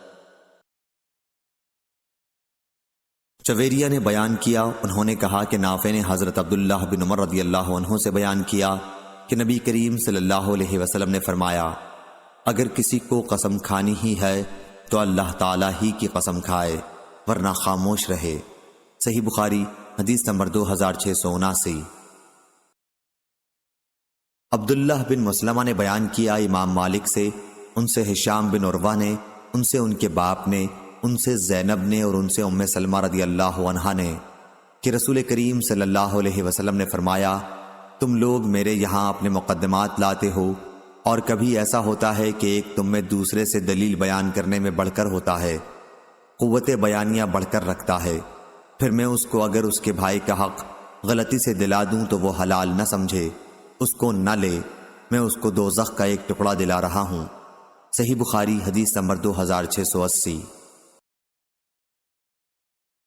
ابراہیم بن سعد نے بیان کیا، ان سے صالح بن کیسان نے، ان سے ابن شہاب نے، ان سے عبید اللہ بن عبداللہ نے کہ عبداللہ بن عباس رضی اللہ عنہ نے انہیں خبر دی، انہوں نے بیان کیا کہ انہیں ابو سفیان رضی اللہ عنہ نے خبر دی کہ ہرقل نے ان سے کہا تھا کہ میں نے تم سے پوچھا تھا کہ وہ محمد صلی اللہ علیہ وسلم تمہیں کس بات کا حکم دیتے ہیں، تو تم نے بتایا کہ وہ تمہیں نماز، سچائی، عفت، عہد کے پورا کرنے اور امانت کے ادا کرنے کا حکم دیتے ہیں، اور یہ نبی کی صفات ہیں۔ صحیح بخاری حدیث نمبر 2681۔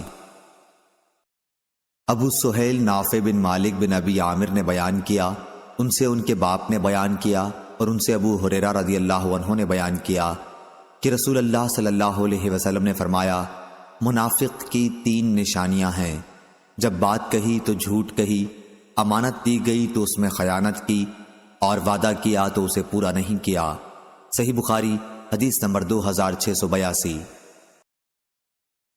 جابر بن عبداللہ رضی اللہ عنہ نے بیان کیا، کہا نبی کریم صلی اللہ علیہ وسلم کی وفات کے بعد حضرت ابو بکر رضی اللہ عنہ کے پاس بحرین کے عامل علا بن حضرمی رضی اللہ عنہ کی طرف سے مال آیا۔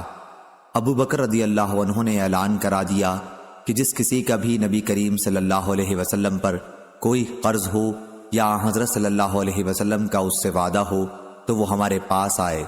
جابر رضی اللہ عنہ نے بیان کیا کہ اس پر میں نے ان سے کہا کہ مجھ سے رسول اللہ صلی اللہ علیہ وسلم نے وعدہ فرمایا تھا کہ آپ صلی اللہ علیہ وسلم اتنا اتنا مال مجھے عطا فرمائیں گے۔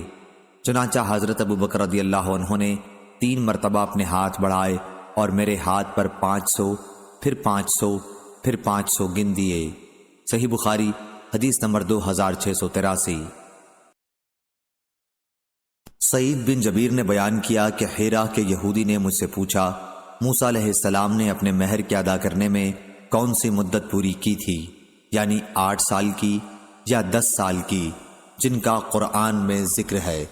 میں نے کہا کہ مجھے معلوم نہیں، ہاں عرب کے بڑے عالم کی خدمت میں حاضر ہو کر پوچھ لوں تو پھر تمہیں بتا دوں گا۔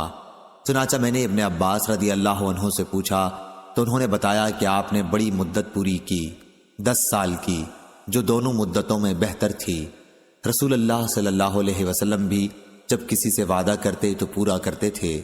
صحیح بخاری حدیث نمبر 2684۔ لیث نے بیان کیا یونس سے، ان سے ابن شہاب نے، ان سے عبید اللہ بن عبداللہ بن عتبہ نے کہ ابن عباس رضی اللہ عنہ نے کہا، اے مسلمانوں، اہل کتاب سے تم کیوں سوالات کرتے ہو، حالانکہ تمہاری کتاب جو تمہارے نبی صلی اللہ علیہ وسلم پر نازل ہوئی ہے اللہ تعالیٰ کی طرف سے سب سے بعد میں نازل ہوئی ہے، تم اسے پڑھتے ہو اور اس میں کسی قسم کی آمیزش بھی نہیں ہوئی ہے۔ اللہ تعالیٰ تو تمہیں پہلے ہی بتا چکا ہے کہ اہل کتاب نے اس کتاب کو بدل دیا جو اللہ تعالیٰ نے انہیں دی تھی، اور خود ہی اس میں تغیر کر دیا، اور پھر کہنے لگے یہ کتاب اللہ کی طرف سے ہے۔ ان کا مقصد اس سے صرف یہ تھا کہ اس طرح تھوڑی پونجی دنیا کی حاصل کر سکیں۔ پس کیا جو علم قرآن تمہارے پاس آیا ہے وہ تم کو ان اہل کتاب سے پوچھنے کو نہیں روکتا؟ اللہ کی قسم، ہم نے ان کے کسی آدمی کو کبھی نہیں دیکھا کہ وہ ان آیات کے متعلق تم سے پوچھتا ہو جو تم پر تمہارے نبی کے ذریعے نازل کی گئی ہیں۔ صحیح بخاری حدیث نمبر 2685۔ شعبی نے بیان کیا، انہوں نے نعمان بن بشیر رضی اللہ عنہ سے سنا، وہ کہتے تھے کہ نبی کریم صلی اللہ علیہ وسلم نے فرمایا، اللہ کی حدود میں سستی برتنے والے اور اس میں مبتلا ہو جانے والے کی مثال ایک ایسی قوم کسی ہے جس نے ایک کشتی پر سفر کرنے کے لیے جگہ کے بارے میں قرآن دازی کی، پھر نتیجے میں کچھ لوگ نیچے سوار ہوئے اور کچھ لوگ اوپر۔ نیچے کے لوگ پانی لے کر اوپر کی منزل سے گزرتے تھے اور اس سے اوپر والوں کو تکلیف ہوتی تھی۔ اس خیال سے نیچے والا ایک آدمی کلہاڑی سے کشتی کا نیچے کا حصہ کاٹنے لگا تاکہ نیچے ہی سے سمندر کا پانی لے لیا کرے۔ اب اوپر والے آئے اور کہنے لگے کہ یہ کیا کر رہے ہو؟ اس نے کہا کہ تم لوگوں کو میرے اوپر آنے جانے سے تکلیف ہوتی تھی اور میرے لیے بھی پانی ضروری تھا۔ اب اگر انہوں نے نیچے والے کا ہاتھ پکڑ لیا تو انہیں بھی نجات دی اور خود بھی نجات پائی، لیکن اگر اسے یوں ہی چھوڑ دیا تو انہیں بھی ہلاک کیا اور خود بھی ہلاک ہو گئے۔ صحیح بخاری حدیث نمبر 2686۔ شعیب نے خبر دی ظاہری سے، ان سے خارجہ بن زید انصاری نے بیان کیا کہ ان کی رشتہ دار ایک عورت ام علا نامی نے، جنہوں نے رسول اللہ صلی اللہ علیہ وسلم سے بیعت بھی کی تھی، انہیں خبر دی کہ انصار نے مہاجرین کو اپنے یہاں ٹھہرانے کے لیے پانسے ڈالے تو عثمان بن مظعون رضی اللہ عنہ کا قیام ہمارے حصے میں آیا۔ ام علا رضی اللہ عنہ نے کہا کہ پھر عثمان بن مظعون رضی اللہ عنہ ہمارے گھر ٹھہرے اور کچھ مدت بعد وہ بیمار پڑ گئے۔ ہم نے ان کی تیمارداری کی مگر کچھ دن بعد ان کی وفات ہو گئی۔ جب ہم انہیں کفن دے چکے تو رسول اللہ صلی اللہ علیہ وسلم تشریف لائے۔ میں نے کہا ابو صائب، عثمان رضی اللہ عنہ کی کنیت، تم پر اللہ کی رحمتیں نازل ہوں، میری گواہی ہے کہ اللہ نے اپنے یہاں تمہاری ضرور عزت اور بڑائی کی ہوگی۔ اس پر آن حضرت صلی اللہ علیہ وسلم نے فرمایا، یہ بات تمہیں کیسے معلوم ہو گئی کہ اللہ تعالیٰ نے ان کی عزت اور بڑائی کی ہوگی؟ میں نے عرض کیا، میرے ماں باپ آپ پر فدا ہوں، مجھے یہ بات کسی ذریعے سے معلوم نہیں ہوئی ہے۔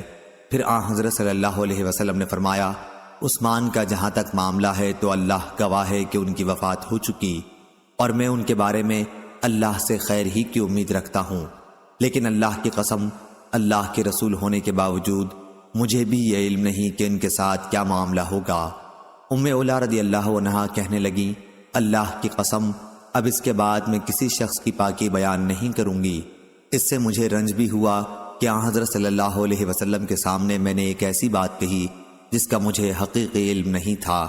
انہوں نے کہا، ایک دن میں سو رہی تھی، میں نے خواب میں حضرت عثمان رضی اللہ عنہ کے لیے ایک بہتا ہوا چشمہ دیکھا۔ میں رسول اللہ صلی اللہ علیہ وسلم کی خدمت میں حاضر ہوئی، آپ نے فرمایا کہ یہ ان کا عمل نیک تھا۔ صحیح بخاری حدیث نمبر 2687۔ عروہ نے خبر دی اور ان سے عائشہ رضی اللہ عنہا نے بیان کیا کہ رسول اللہ صلی اللہ علیہ وسلم جب سفر کا ارادہ فرماتے تو اپنی بیویوں میں قرآن اندازی فرماتے اور جن کا نام نکل آتا انہیں اپنے ساتھ لے جاتے۔ آپ صلی اللہ علیہ وسلم کا یہ بھی معمول تھا کہ اپنی ہر بیوی کے لیے ایک دن اور ایک رات مقرر کر دی تھی۔ البتہ سودا بنت زمع رضی اللہ عنہا نے اپنی عمر کے آخری دور میں اپنی باری آپ کی زوجہ عائشہ رضی اللہ عنہا کو دے دی تھی تاکہ رسول اللہ صلی اللہ علیہ وسلم کی ان کو رضا حاصل ہو۔ اس سے بھی قرآن اندازی ثابت ہوئی۔ صحیح بخاری حدیث نمبر 2688۔ امام مالک نے بیان کیا، ان سے ابو بکر کے غلام سمی نے بیان کیا، ان سے ابو صالح نے اور ان سے ابو ہریرہ رضی اللہ عنہ نے کہ رسول اللہ صلی اللہ علیہ وسلم نے فرمایا، اگر لوگوں کو معلوم ہوتا کہ اذان اور صف اول میں کتنا ثواب ہے اور پھر انہیں اس کے حاصل کرنے کے لیے قرآن اندازی کرنی پڑتی تو وہ قرآن اندازی بھی کرتے، اور اگر انہیں معلوم ہو جائے کہ نماز سویرے پڑھنے میں کتنا ثواب ہے تو لوگ ایک دوسرے سے سبقت کرنے لگیں، اور اگر انہیں معلوم ہو جائے کہ عشاء اور صبح کی کتنی فضیلتیں ہیں تو اگر گھٹنوں کے بل آنا پڑتا تو پھر بھی آتے۔ صحیح بخاری حدیث نمبر 2689۔ سہل بن سعد رضی اللہ عنہ نے بیان کیا کہ قبا کے بنو عمرو بن عوف میں آپس میں کچھ تکرار ہو گئی تو رسول اللہ صلی اللہ علیہ وسلم اپنے کئی اصحاب کو ساتھ لے کر ان کے یہاں ان میں صلح کرانے کے لیے گئے، اور نماز کا وقت ہو گیا لیکن آپ تشریف نہ لا سکے۔ چنانچہ بلال رضی اللہ عنہ نے آگے بڑھ کر اذان دی۔ ابھی تک چونکہ آن حضرت صلی اللہ علیہ وسلم تشریف نہیں لائے تھے، اس لیے وہ آن حضرت صلی اللہ علیہ وسلم ہی کی ہدایت کے مطابق ابو بکر رضی اللہ عنہ کے پاس آئے اور ان سے کہا، حضور صلی اللہ علیہ وسلم وہیں رک گئے ہیں اور نماز کا وقت ہو گیا ہے، کیا آپ لوگوں کو نماز پڑھا دیں گے؟ انہوں نے کہا کہ ہاں اگر تم چاہو۔ اس کے بعد بلال رضی اللہ عنہ نے نماز کی تکبیر کہی اور ابو بکر رضی اللہ عنہ آگے بڑھے۔ نماز کے درمیان نبی کریم صلی اللہ علیہ وسلم صفوں کے درمیان سے گزرتے ہوئے پہلی صف میں آپ پہنچے۔ لوگ بار بار ہاتھ پر ہاتھ مارنے لگے مگر ابو بکر رضی اللہ عنہ نماز میں کسی دوسری طرف متوجہ نہیں ہوتے تھے۔ مگر جب بار بار ایسا ہوا تو آپ متوجہ ہوئے اور معلوم کیا کہ رسول اللہ صلی اللہ علیہ وسلم آپ کے پیچھے ہیں۔ حضرت صلی اللہ علیہ وسلم نے اپنے ہاتھ کے اشارے سے انہیں حکم دیا کہ جس طرح وہ نماز پڑھا رہے ہیں اسے جاری رکھیں، لیکن ابو بکر رضی اللہ عنہ نے اپنا ہاتھ اٹھا کر اللہ کی حمد بیان کی اور الٹے پاؤں پیچھے آ گئے اور صف میں مل گئے۔ پھر نبی کریم صلی اللہ علیہ وسلم آگے بڑھے اور نماز پڑھائی۔ نماز سے فارغ ہو کر آپ لوگوں کی طرف متوجہ ہوئے اور انہیں ہدایت کی کہ لوگو، جب نماز میں کوئی بات پیش آتی ہے تو تم ہاتھ پر ہاتھ مارنے لگتے ہو۔ ہاتھ پر ہاتھ مارنا عورتوں کے لیے ہے، مردوں کو جس کی نماز میں کوئی بات پیش آئے تو اسے سبحان اللہ کہنا چاہیے، کیونکہ یہ لفظ جو بھی سنے گا وہ متوجہ ہو جائے گا۔ اے ابو بکر، جب میں نے اشارہ بھی کر دیا تو پھر آپ لوگوں کو نماز کیوں نہیں پڑھاتے رہے؟ انہوں نے عرض کیا، ابو قحافہ کے بیٹے کے لیے یہ بات مناسب نہ تھی کہ وہ رسول اللہ صلی اللہ علیہ وسلم کے ہوتے ہوئے نماز پڑھائے۔ صحیح بخاری حدیث نمبر 2690۔ معتمر نے بیان کیا، کہا کہ میں نے اپنے باپ سے سنا اور ان سے انس رضی اللہ عنہ نے بیان کیا کہ نبی کریم صلی اللہ علیہ وسلم سے عرض کیا گیا، اگر آپ عبداللہ بن ابی منافق کے یہاں تشریف لے چلتے تو بہتر تھا۔ حضرت صلی اللہ علیہ وسلم اس کے یہاں ایک گدھے پر سوار ہو کر تشریف لے گئے۔ صحابہ رضوان اللہ علیہم پیدل آپ کے ہمراہ تھے۔ جدھر سے آپ گزر رہے تھے وہ شور زمین تھی۔ جب نبی کریم صلی اللہ علیہ وسلم اس کے یہاں پہنچے تو وہ کہنے لگا، ذرا آپ دور ہی رہیے، آپ کے گدھے کی بو نے میرا دماغ پریشان کر دیا ہے۔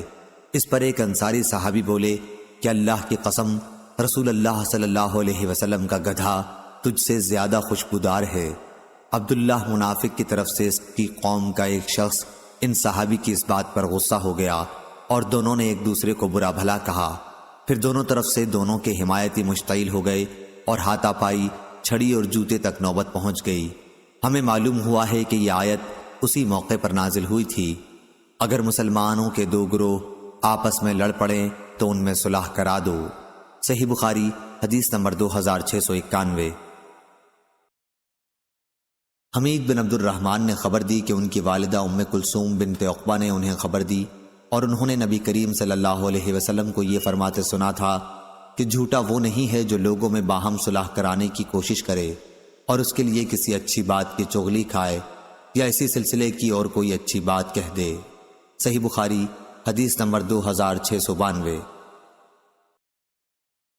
ابو حازم نے بیان کیا اور ان سے سہل بن سعد رضی اللہ عنہ نے بیان کیا کہ قبا کے لوگوں نے آپس میں جھگڑا کیا اور نوبت یہاں تک پہنچی کہ ایک نے دوسرے پر پتھر پھینکے۔ حضرت صلی اللہ علیہ وسلم کو جب اس کی اطلاع دی گئی تو آپ نے فرمایا، چلو ہم ان میں صلح کرائیں گے۔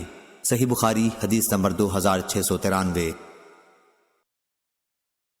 سفیان ثوری نے بیان کیا ہشام بن عروہ سے، ان سے ان کے والد نے اور ان سے حضرت عائشہ رضی اللہ عنہا نے اللہ تعالیٰ کے اس فرمان کی تفسیر میں فرمایا، اگر کوئی عورت اپنے شوہر کی طرف سے بے توجہی دیکھے تو اس سے مراد ایسا شوہر ہے جو اپنی بیوی میں ایسی چیزیں پائے جو اسے پسند نہ ہوں، عمر کی زیادتی وغیرہ، اس لیے اسے اپنے سے جدا کرنا چاہتا ہو، اور عورت کہے کہ مجھے جدا نہ کرو، نفقہ وغیرہ جس طرح تم چاہو دیتے رہنا، تو انہوں نے فرمایا کہ اگر دونوں اس پر راضی ہو جائیں تو کوئی حرج نہیں ہے۔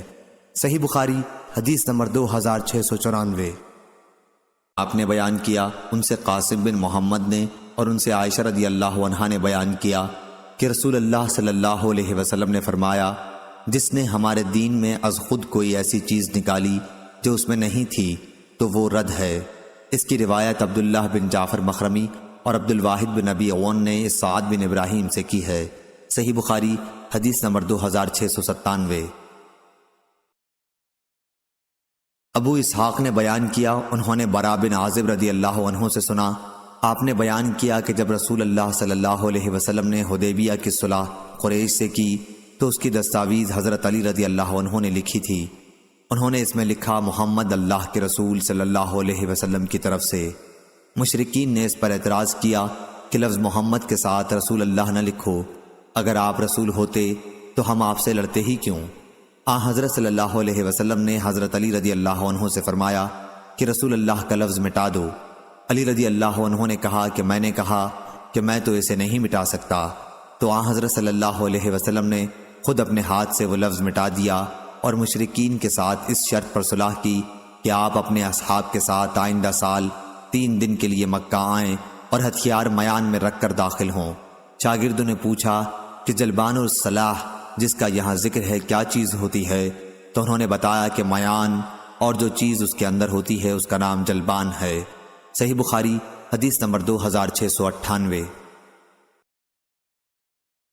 برا بن عازب رضی اللہ عنہ نے بیان کیا کہ رسول اللہ صلی اللہ علیہ وسلم نے ذی قعدہ کے مہینے میں عمرے کا احرام باندھا، لیکن مکے والوں نے آپ کو شہر میں داخل نہیں ہونے دیا۔ آخر صلح اس پر ہوئی کہ آئندہ سال آپ مکے میں 3 روز قیام کریں گے۔ جب صلح نامہ لکھا جانے لگا تو اس میں لکھا گیا کہ یہ وہ صلح نامہ ہے جو محمد رسول اللہ صلی اللہ علیہ وسلم نے کیا ہے، لیکن مشرکین نے کہا کہ ہم تو اسے نہیں مانتے، اگر ہمیں علم ہو جائے کہ آپ اللہ کے رسول ہیں تو ہم آپ کو نہ روکیں، بس آپ صرف محمد بن عبداللہ ہیں۔ حضرت صلی اللہ علیہ وسلم نے فرمایا کہ میں رسول اللہ بھی ہوں اور محمد بن عبداللہ بھی ہوں۔ اس کے بعد آپ نے علی رضی اللہ عنہ سے فرمایا کہ رسول اللہ صلی اللہ علیہ وسلم کا لفظ مٹا دو۔ انہوں نے عرض کیا نہیں، خدا کی قسم میں تو یہ لفظ کبھی نہ مٹاؤں گا۔ آخر آپ نے خود دستاویز لی اور لکھا کہ یہ اس کی دستاویز ہے کہ محمد بن عبداللہ نے اس شرط پر صلح کی ہے کہ مکے میں وہ ہتھیار میان میں رکھے بغیر داخل نہ ہوں گے۔ اگر مکہ کا کوئی شخص ان کے ساتھ جانا چاہے گا تو وہ اسے ساتھ نہ لے جائیں گے، لیکن اگر ان کے اصحاب میں سے کوئی شخص مکے میں رہنا چاہے گا تو اسے وہ نہ روکیں گے۔ جب آئندہ سال آپ مکے میں تشریف لے گئے اور مکے میں قیام کی مدت پوری ہو گئی تو قریش علی رضی اللہ عنہ کے پاس آئے اور کہا کہ اپنے صاحب سے کہیے کہ مدت پوری ہو گئی ہے اور اب وہ ہمارے یہاں سے چلے جائیں۔ چنانچہ نبی کریم صلی اللہ علیہ وسلم مکے سے روانہ ہونے لگے۔ اس وقت حمزہ رضی اللہ عنہ کی ایک بچی چچا چچا کرتی آئیں۔ علی رضی اللہ عنہ نے انہیں اپنے ساتھ لے لیا، پھر فاطمہ رضی اللہ عنہ کے پاس ہاتھ پکڑ کر لائے اور فرمایا اپنی چچازاد بہن کو بھی ساتھ لے لو۔ انہوں نے اس کو اپنے ساتھ سوار کر لیا۔ پھر علی، زید اور جعفر رضی اللہ عنہ کا جھگڑا ہوا۔ علی رضی اللہ عنہ نے فرمایا کہ اس کا میں زیادہ مستحق ہوں، یہ میرے چچا کی بچی ہے۔ جعفر رضی اللہ عنہ نے فرمایا کہ یہ میرے بھی چچا کی بچی ہے اور اس کی خالہ میرے نکاح میں بھی ہیں۔ زید رضی اللہ عنہ نے فرمایا کہ میرے بھائی کی بچی ہے۔ نبی کریم صلی اللہ علیہ وسلم نے بچی کی خالہ کے حق میں فیصلہ کیا اور فرمایا کہ خالہ ماں کی جگہ ہوتی ہے۔ پھر علی رضی اللہ عنہ سے فرمایا کہ تم مجھ سے ہو اور میں تم سے ہوں۔ جعفر رضی اللہ عنہ سے فرمایا کہ تم صورت اور عادات و اخلاق سب میں مجھ سے مشابہ ہو۔ زید رضی اللہ عنہ سے فرمایا کہ تم ہمارے بھائی بھی ہو اور مولا بھی۔ صحیح بخاری حدیث نمبر 2699۔ برا بن عازب رضی اللہ عنہ نے بیان کیا کہ نبی کریم صلی اللہ علیہ وسلم نے صلح حدیبیہ مشرکین کے ساتھ 3 شرائط پر کی تھی۔